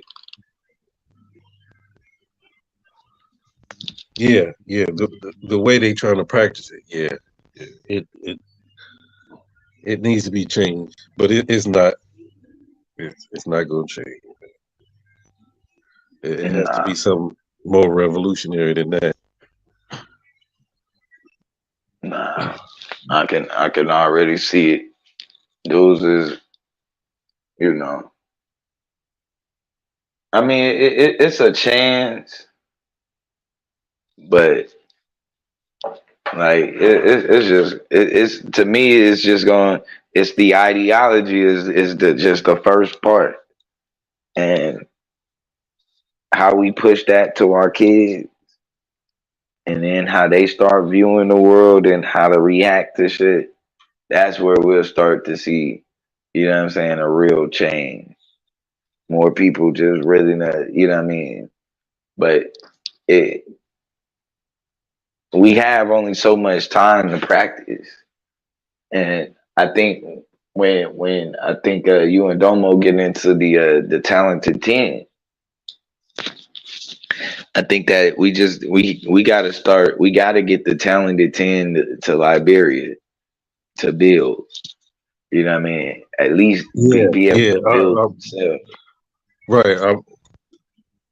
That group have to think more revolution. The people that represent us need to be more revolutionary thinking. Like, okay, you connected to investment. Let's bring that investment to somewhere like Hmm. Liberia. At least a shoe company. We can sustain a manufacturing plant in Liberia. I know we could. Definitely. And then we already like we have the rubber. Right, We right there. got the market on the rubber. It's like, what are we doing, bro? We by spending all this damn money on Jordans and all kind of shit, Right. and Made we in got a China. country, yeah, paying China. We got a country that produces rubber in our name. Right. And imagine we get people, we got Kanye, we got Jay-Z, we got LeBron sponsoring the shoe. Oh man, it's gonna sell, It's gonna sell. especially if LeBron talk about it or Oprah. Right.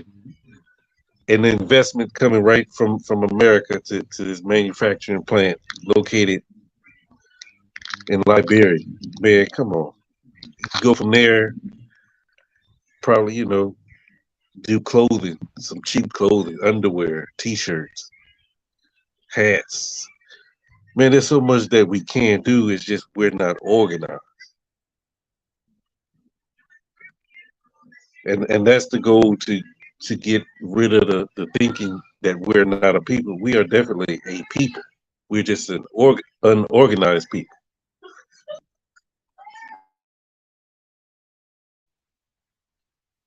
And that's the issue. We got to get more. I mean, we'll get organized. It just don't. It don't be in a way that benefits our independence. Yeah, we're organized underneath white liberalism. They're the money behind us, so they structure how we organize. Just like Black Lives Matter, that was a black movement that got funded by white people and turned into a white movement. But it started with black people. It's just white people said, "Look, we go put our money in it," and once they put their money into it, they start telling it how it should operate.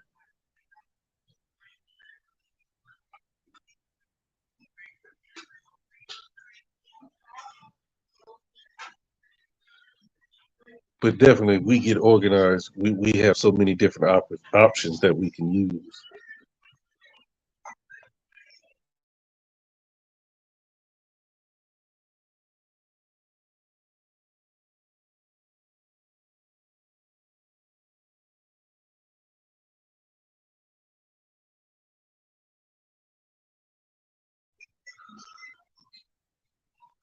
Man, I see the arena is winning to the gossip section.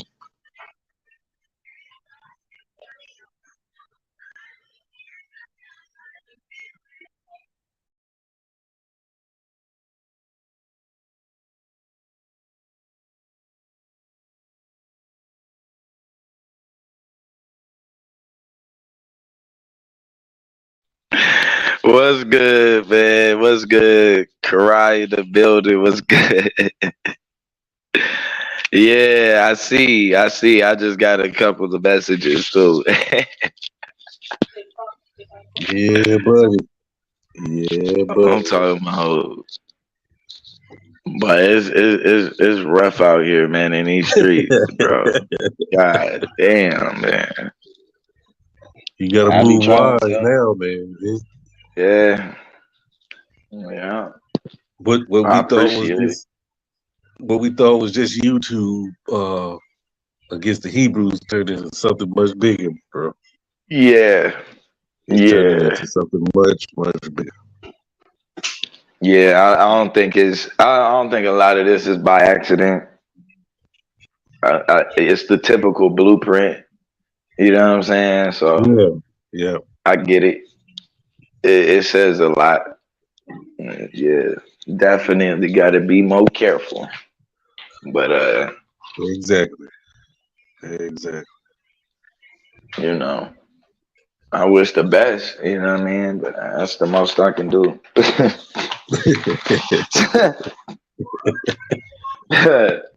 That's the most I can do. I don't take it personal. I get it, but you know, I can't help it, man. Man, I I just want I to take a ain't go. moment, man. That Hmm. black people, we still a beautiful people. Yeah, Let's let's uh let's strive for excellence, man. Black excellence. Even like there's tough times coming, but I think we know how to handle it. I think as white people, we're built for it, and I think we're gonna come out on top. But we gotta, we have to fly with the eagles, not with the pigeons. and that's the thing. A lot of times when we talking, we have the conversation about like what's the plan and what's gonna happen. Like we actually have a choice. Revolution is gonna happen.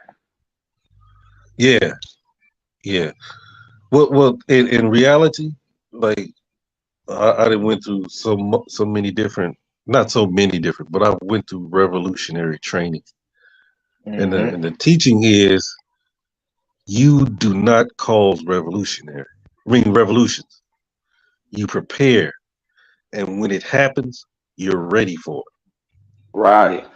The moment happens. You cannot force the moment. But when it happens, you're already prepared for it. And the ones that prepared for it, they're the ones that lead the change. They're on top of the change. And that's where I think like the Anglo American has always been prepared for when the change came. Right. They was on top of it. Like they knew that there was a change coming in the 60s and 70s, that they couldn't hold on to that old ways, the old Dixiecrats. They had to change. And they was willing to change to maintain their power. That's what black people have to see. Revolution is coming. Like definitely this should have been Africa's time, but now it's China's time. China took the technological ball and now they're running with it. Yep. So And once change they get is the coming. quantum computing, it's a wrap. Yeah, yeah. So change is coming. Big change is coming. Are we ready for that change? Are we prepared for that change? Because change happen, if you're not ready, man, life is cruel. You just gonna die off. Period. And that's why it's like the preparation for when this happens. Because we know it's gonna happen. And cults is gonna come about and all kind of stuff in order to try to galvanize the majority or as many people as they can and take them into a certain direction. We gotta Yeah, have an ideology ready for when we move over. That shit doesn't. Is it's not counterproductive to what we're trying to do and what we're trying to get out of the revolution. It's something that we can use to continue to build for ourselves.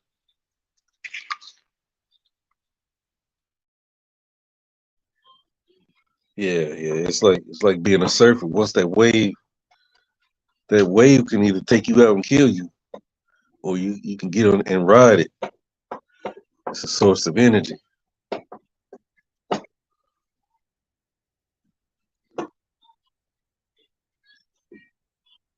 And a lot of people they're fighting the change because they're afraid they don't know what's going to happen. But it can be very positive if you're prepared for it, and you have to focus on the positivity. You have to focus on the development of yourself, of your mind, spirit, and body. That's how you stay on top of it. You Right. know that you be the best you can be, spiritually, mentally, physically, and you're ready for anything. And that we gonna be prepared. I think what we doing is we doing the right thing, and I think we see it more and more. The more we keep going, the more things that try to come against us, and we see what happens as a result. We keep going, and we get bigger and stronger every time. So it's gonna continue to happen. We'll continue to grow, and I think black people are gonna be prepared physically and spiritually to take control because the fire is coming.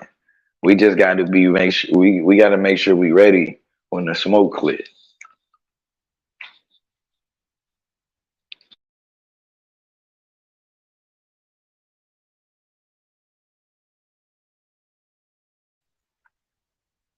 Yeah, but it's definitely gonna be a fire. Oh yeah, it's gonna be a fire, but it has to be a fire. It it has to be a fire. That's how you burn the old. That's how the old has to be burned away. And then to hold, you can't hold on to what's burning away. You gotta let it go. It's like But you yeah, said, they keep changing the narrative, like because they can control the revolution, which they control the narrative of it. That's the problem when they able to without being able to have total chaos. right. Exactly. Like, nigga, if you can still turn on the TV and and the news can tell you and can dictate to you what's going on outside, they still controlling the narrative, bro. You know, Yeah. this ain't, you know what I mean, the revolution as as you would like to see it. That should be Right. Right. immediately. Shit, all Right. things is you shouldn't even be able to flip a switch and it works. Like, I'm just being real. You go to flip your switch, that much there should be no lights coming on. Like, oh, you should know it's up, bro. Yeah. Yeah. But they're really good at uh, prognostication. They see trends, so they look at a bunch of different trends, and they Right. say, okay, this is the next big thing. We we gonna control the narrative of it. And I'll always bring up nobody was wearing headphones when Dre came out with Beats. Everybody had the little buds, so they saw Dre coming, and they basically gave him an offer he couldn't refuse, Yep. and that's how they do. Like, oh no, you will not be the face of this next big thing. They We can't. right, And that's the and see that's the issue when we talk about capitalism. It can't it's something that cannot mix with the revolution because at the end of the day, it's more it makes more sense. You know what I'm saying? For him to take the offer. right, Same thing right, with 50 and vitamin water. It's like it's costing them too much to produce this. Like they gotta pay somebody to manufacture this shit. exactly, And that's the exactly. part people fail to realize. It ain't just that people want to sell their line or their products. It's like they have their pains. We don't have the, you know what I'm saying, the infrastructure, the people You that are in don't. control of it. We're paying them for that shit. I mean, like Michael Jordan, you would think like, man, won't he just start his own manufacturing? He don't have that type of Hmm. money. Not only do he don't have that type of money, he don't have that type of political power. Hmm. It's not just money. Okay, he's getting shoes from China. You you have to have political connections in China to to have some type of To big do that. manufacturing plant coming out of China. And then to put one here, like you talking Oh about, yeah, you gonna have yeah, zoning issues and yeah. You're fucking not gonna all make no kinds of money. shit. You're not gonna You make no got it money down. doing it here It's crazy. unless you charge like $1,200. Yep. So it's like, and at that point, it's like, what are we doing it for? Right, right, right. You finna charge us 1,200? Like, is this just to say, yeah, I mean, we spending black, or are we spending black to actually benefit? Right, right, right. That's why I say, like, it's cool. I get it for a morale standpoint and building up loyalty and showing that we can work together. But when it comes down to what we're doing and why, the goal can't be money. You know what I'm saying? The capital, because they can always print the most money. They can always make Jordan, you know what I'm saying, or whoever the Right, offer that they can't refuse. right. It's as easy Easy, as fucking putting easy, in numbers for easy. Like tomorrow, if I made a card that ran off of just rainwater, and them. I Right? tried to put that on the market, somebody's gonna try to buy me out, and if I say no, You might they're get gonna say, killed, bro. "Not Mike. You either take this offer or you die." Hmm. Yep. They not finna play with you. Like you No, talk they're about not. even the car gang. That's why Elon Musk is going through the shit he going through. Cause niggas think it's just that easy to move in on the big three. No, no.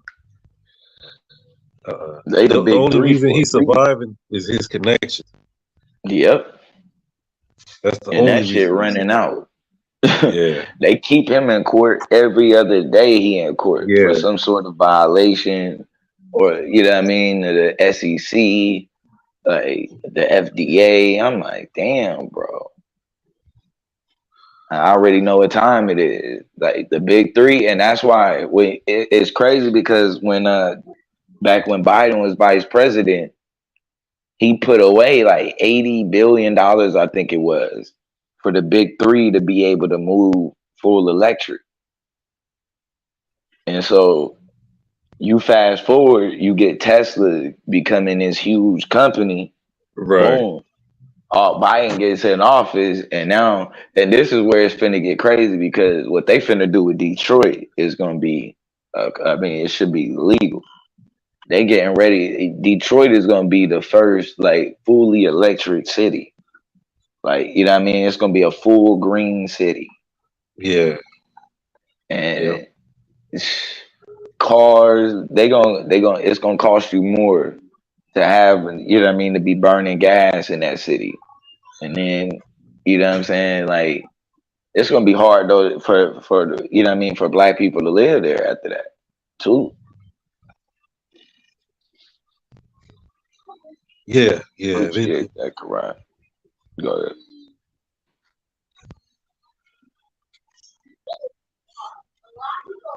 Man, there's a show called "What Happened to the Electric Car." The Mm. electric car was built in the '90s, man, and people was buying it. All of a sudden, they had a recall and told everybody to bring the cars back. It was default, and they end up giving the people their money back and crushing the cars.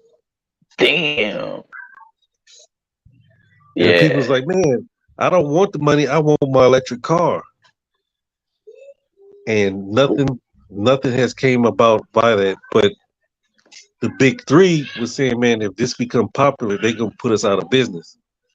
So they Yep. shut down the electric car in the '90s. You would be driving on a road. You like technically the highways belong to the big three. Right, So it's like right, you finna drive on my shit. You know what I'm right. saying? And It's somebody I don't get no else's. money. Yeah, No, it don't work like that. It's like, no, they got full control. That's why I'm like, and eventually I'm getting ready to start shorting Tesla because I already know once they really, you start seeing the commercials at the Super Bowl, they got a whole Dodge Ram truck now. You know what I mean? Fully yeah, electric. yeah. Like, man, you dead at this point. These folks gonna make Right, normal looking cars. right, The shit right. that you love. You know what I'm saying? Like people love that Dodge Ram. You telling me I can still get the same Dodge Ram but all electric?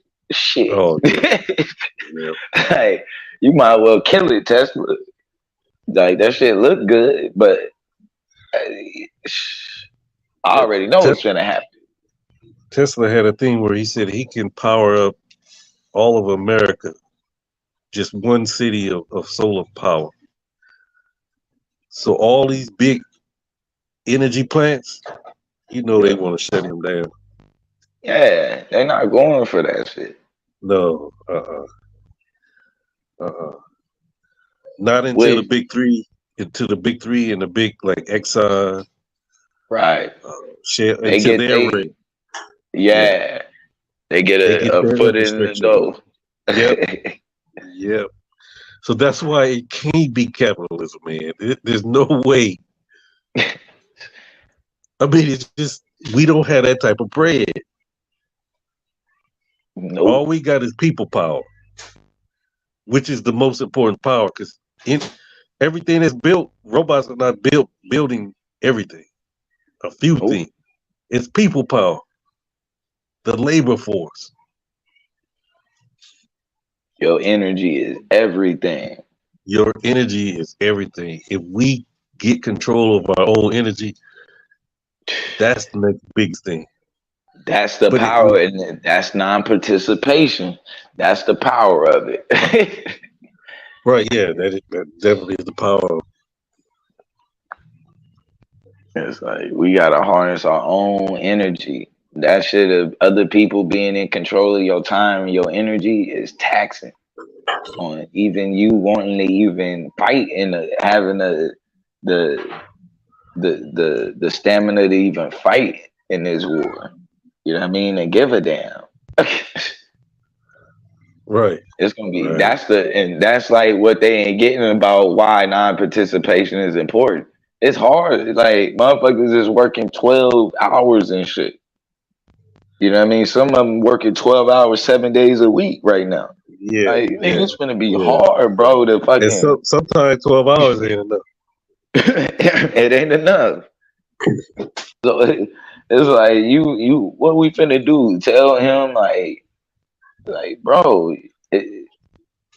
There ain't no easy way to get him into the revolution. You know what I mean? Like he in that right now. Until something shake immediately, that motherfucker finna keep that same process. He ain't got no energy or no time to be dealing with this. Right, That's our job.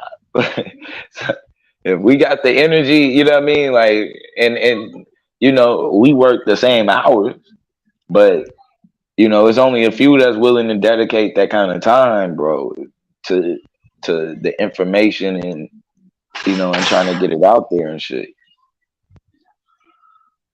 right, And it's like right, that's my job. You know what I'm saying? Allow me. I'm not even gonna try to put that burden on him. I just need to have something set up so when it's time for him to go, you know what I'm saying? He can't make no excuses. Like, nah, nigga, this is all you. Only his only excuse is, you know, he don't want his own independence. right, right, You know, and that's why you know we had to kind of kill when you know, and that's why I say when we talk about non-participation, it's not about not participating in your own independence or in your own revolution, but it is at some point we gonna have to be able to detach our energy from fucking the 12. You know what I mean? Like, nigga, we need that shit. You need all of the stamina and shit you can get just to even put your thoughts and shit together. They right, keep us so busy. It's hard, bro, to even just game plan for this shit like that.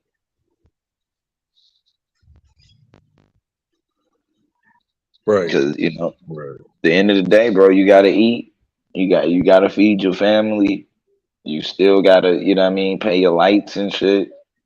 So it's like, yeah, that after I do that, now let's deal with the revolution. You know, or black nationalism. That it's only so long we're gonna be able to do that before nothing gets done.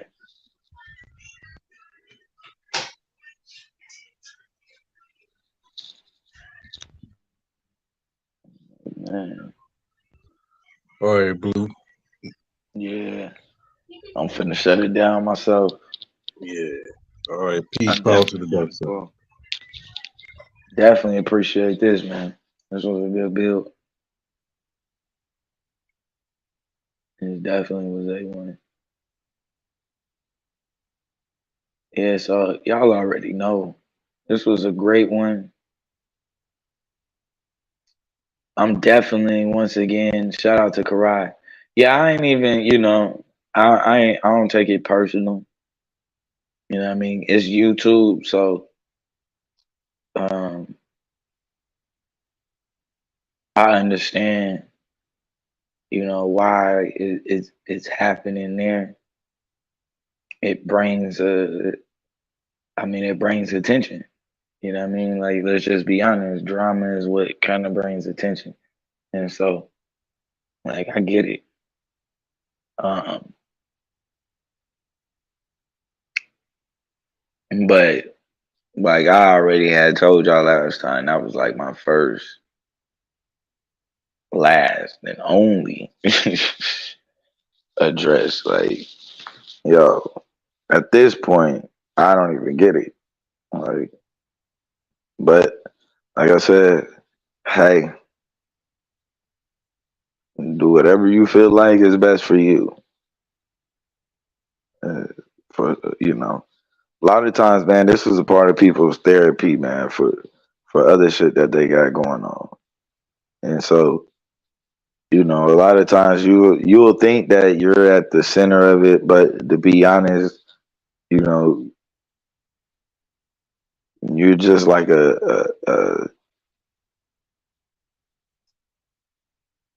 you're just like there, you know what I mean? That's something that kind of you end up being like a punching bag in almost a way. And like I said, I'm built for this type of shit. I could take it, so I don't really give a damn. Uh, this is, I mean, and like I've been saying, this is what comes with being dark. Like I've been dark side for like 3 years now. Uh, Most of the shit that was, I mean, like I haven't heard anything new yet. Put it like that. Didn't hear anything new. Um, I hope they happy. I shared something earlier. I found it entertaining. Um, I'll check this one out and see if it's something that I should share. If it's entertaining or not, I don't know. I mean, the yelling is entertaining. I ain't gonna lie, it's kind of funny. It almost makes you think motherfuckers give a damn. You know what I'm saying? So that's smooth as hell. I fuck with it tough. But at the end of the day, the dark side is undefeated. We've destroyed the Hebrew Israelite doctrine. We destroyed capitalism. We're in the process of destroying this old way of black nationalism that ain't really black nationalism or nationalism at all. And I guess we'll just start kicking around that Hinduism and Buddhist bullshit. It's that easy for me. I don't give in my Domo voice. It's that easy. Give a fuck. Like I'll just kick around your goddamn doctrine. It's that like on a regular, all the time. Like for fun, because it's too like it's really a layup. You know what I'm saying? Like when you think about the fight against Eurasian culture, and motherfuckers start showing up with like Hinduism and Buddhist shit, not like come on, like that's a layup. It's a layup. So I guess people want me to be as thorough as I was with capitalism and the Bible and all kind of extra shit. I'll be that thorough. I'll continue to go on, but it's one thing at a time. First, we got to make sure that people get a full understanding of what Black nationalism is, and the key word in Black nationalism is nationalism. Nationalism. So after the dark side is finished destroying that, letting people know that the dark side is the only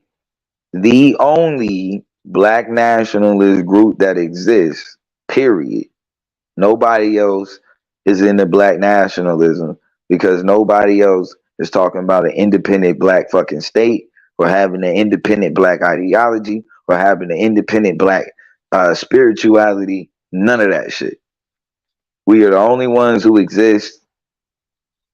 The land for black people is Liberia. We've already fucking built it. It's right there. We got a full government structure that's prepared for us to go there. Most of the presidents was black. Well, really all of them was black, but specifically from here, most of them was specifically from here. Uh, and like I said, it gives us a chance to not only see ourselves with political power, but also get to actually make demands for reparations. Reparations is not something that black people need to be fucking voting on. This is something that, as Liberian nationalists, we need to be fucking demanding. They owe us that shit. We got a whole country, and our reparations need to come to us and to the building of our country. We need full restoration, and that's what we planning on doing. They tried the little slick shit. Yeah, they charged the 200,000 to get the land. Cool, but we need full restoration. We already have. We produce rubber in this land. The land of Liberia, we actually produce rubber. Um, and what's amazing about Liberia right now, I don't know if y'all know, but because of President Way, you actually do not have to denounce your citizenship. So for the people who didn't feel comfortable denouncing a citizenship here, you can be a dual citizen, a Liberian citizen and an American citizen at the same time now. That is available. So shout out to also that. Um, but yeah, if if if we need to change the name from Liberian, I don't know. I like we can call it. You know what I mean? It could be strictly for the niggas. I don't know. And we like it could be the country that's called that, nigga. This is strictly for the niggas. Strictly for the niggas. It's the name of the fucking country. So you don't even have to ask. We already know only certain niggas is showing up to a country called strictly for the niggas. We already know. Like, we gonna be able to check your bullshit at the door, nigga. We gonna be able to check your bullshit at the door. Like, it is that easy. I ain't even gonna be honest. I mean, I'm gonna be honest with you. If we name this country strictly for the niggas, we don't even have to worry about what type of black people showing up. We already know. We already know. We won't even fucking have to worry about the weirdos, niggas on the extra ass shit. Like, we ain't even got to worry about all of that. The country is called strictly for my niggas. Only my niggas is showing up. Niggas want their own shit. That's what niggas want.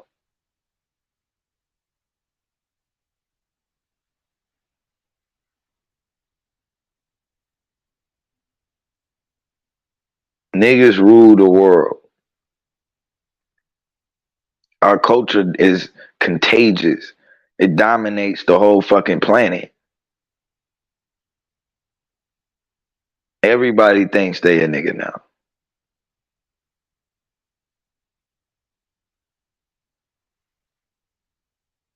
Cool.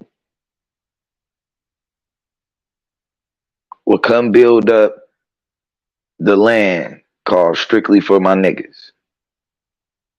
Niggas only. It's the capital. Niggas only. So it's all useful.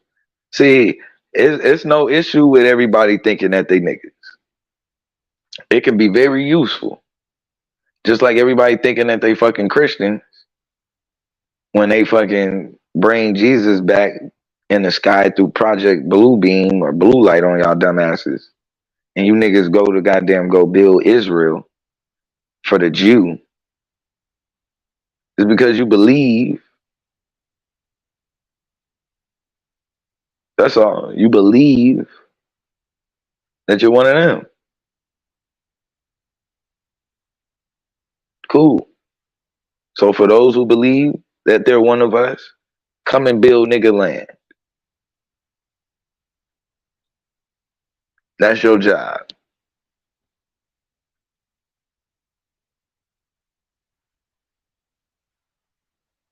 Come and build nigga land.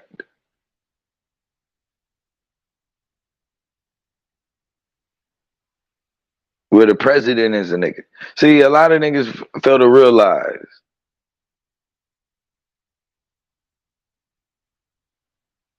black people voted for Obama because when they seen Michelle, they said, nah, that's a nigga.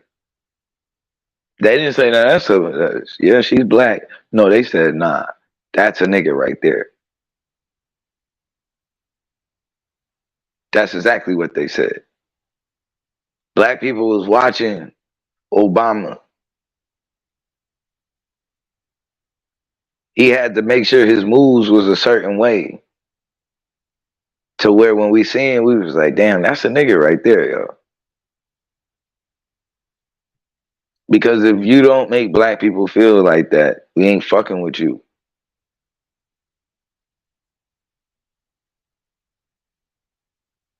You can't be black and anti nigga. Like the shit is silly.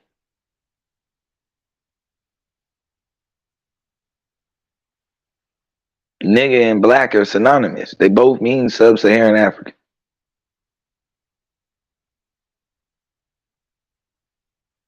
Same thing.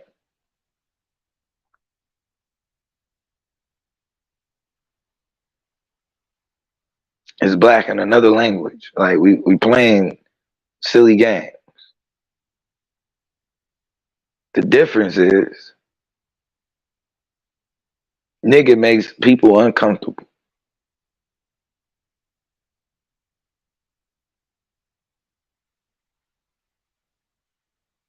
And seeing niggas grow globally, it puts a certain amount of fear in their heart. And see, people don't understand the importance of hip hop being the number one genre in the fucking world. They are controlling the nigga influence. They can't stop it, so they can only control who they allow to go around globally, which is getting harder to even do that with social media.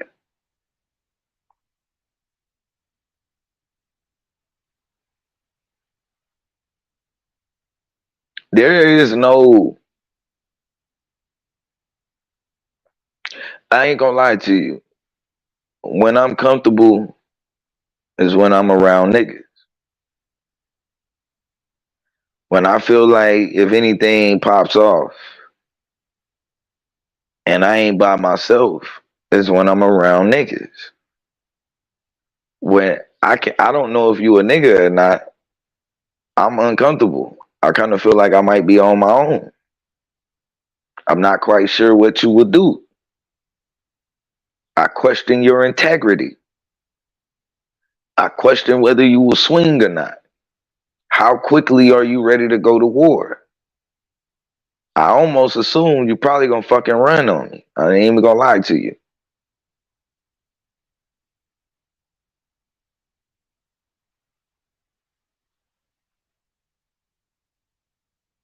Because I just don't know. I only know niggas. I only grew up with niggas. I fuck with niggas.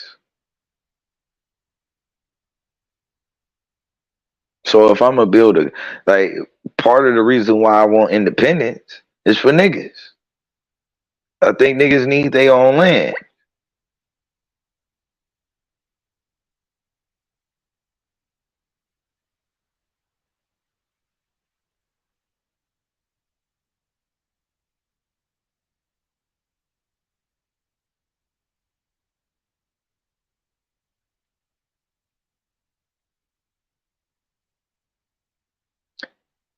It's only so long that old people will be able to control the narrative on how we view ourselves, how we speak. Because at the end of the day, they didn't understand their influence and power. And we understand our influence and power. We just don't know how to fucking control it.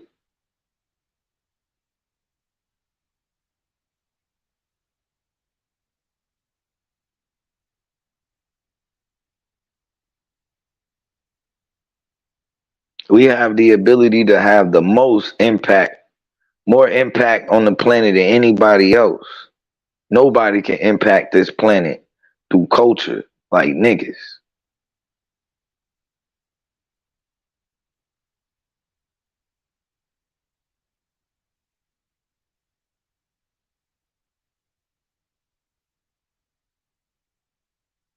When it comes down to the revolution, you better hope there's some niggas around you when it go down. Pray. You better hope and pray.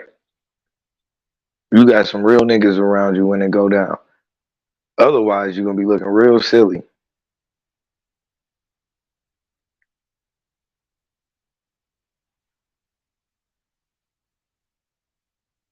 Real silly. But with that being said, I definitely want to appreciate everybody who donated to the Cash App. That's definitely a blessing. Everything counts, and I definitely appreciate everybody who tuned in. Like I said, if you are listening to this, together we are Babel. Let's build.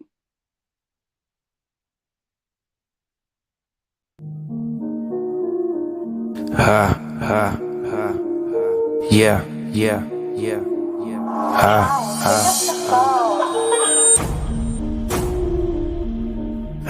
Hit the lights in the cam. I owe her and her friend. Hit the lights in the cam, I need action. I owe her and her friend off the back end. Can you imagine? They both started capping. Give them both dick, hold them close, now they back friends. Hit the lights in the cam, I need action. I owe her and her friend off the back end. Can you imagine? They both started capping. Give them both dick, hold them close, now they back friends. Pocket full of time, she gon' give me each and every dime. Stars on the line, I was reading each and every sign. Guarantee I got her coming each and every time. My shit different, you believe she coming in her mind. And it's divine, you define what it's made for. She can make it rain like it's April. Now you can't leave me stiff with this pole out. You know, do something to me when your toes out. Hold you on your neck, feet pointed at the ceiling though. Dick hit your lung, and your breathing getting critical. Trying to swim up out of this is gonna be difficult. Ooh, I know this flood gon' be biblical. Young nigga with a strong back, you got the right one. Heard you caught the plumber by the leak, I'm trying to pipe some. Staring at you while you sitting down, find the right song. Flipping every switch back, we gon' leave the lights on. Hit the lights in the cam, I need action. I owe her and her friend off the back end. Can you imagine? They both started capping. Give them both dick, hold them close, now they back friends. Hit the lights in the cam, I need action. I owe her and her friend off the back end. Can you imagine? They both started capping. Give them both dick, hold them close, now they back friends. Trying to keep my composure and the copacetic. Now I know our connection probably more kinetic. If they knew I did it for they probably think comedic. And I got her speaking in tongues, thinking that she's Semitic. I bet the neighbors probably thinking that she need a medic. Had to peek at her feet, I got a fetish. Gravitational pull, it was magnetic. Then she told me stand up and hit it like I was mad at it. Hit the lights in the cam, I need action. I owe her and her friend off the back end. Can you imagine? They both started capping. Give them both dick, hold them close, now they back friends. Hit the lights in the cam, I need action. I owe her and her friend off the back end. Can you imagine? They both started capping. Give them both dick, hold them close, now they back friends. I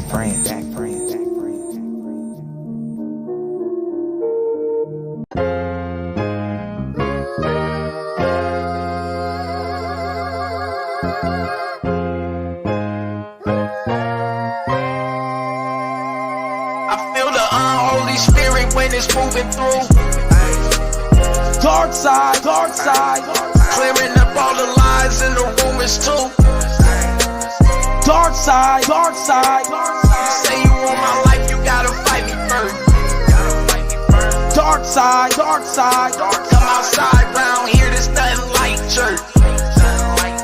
Dark side. Come and get this life work. They talked about Jesus, give them something to Babylon. Just know my whole team is battle tested and battle strong. One world speaking that Tower Babel tongue. Cold Hammurabi thinking ancient Babylon. No pun intended, Reaganomics had us under avalanche. We took off like a rocket, they was praying we could never launch into the upper echelon. You can never be yourself, every day is Comic-Con. fast money Ramadan. Who collected calm?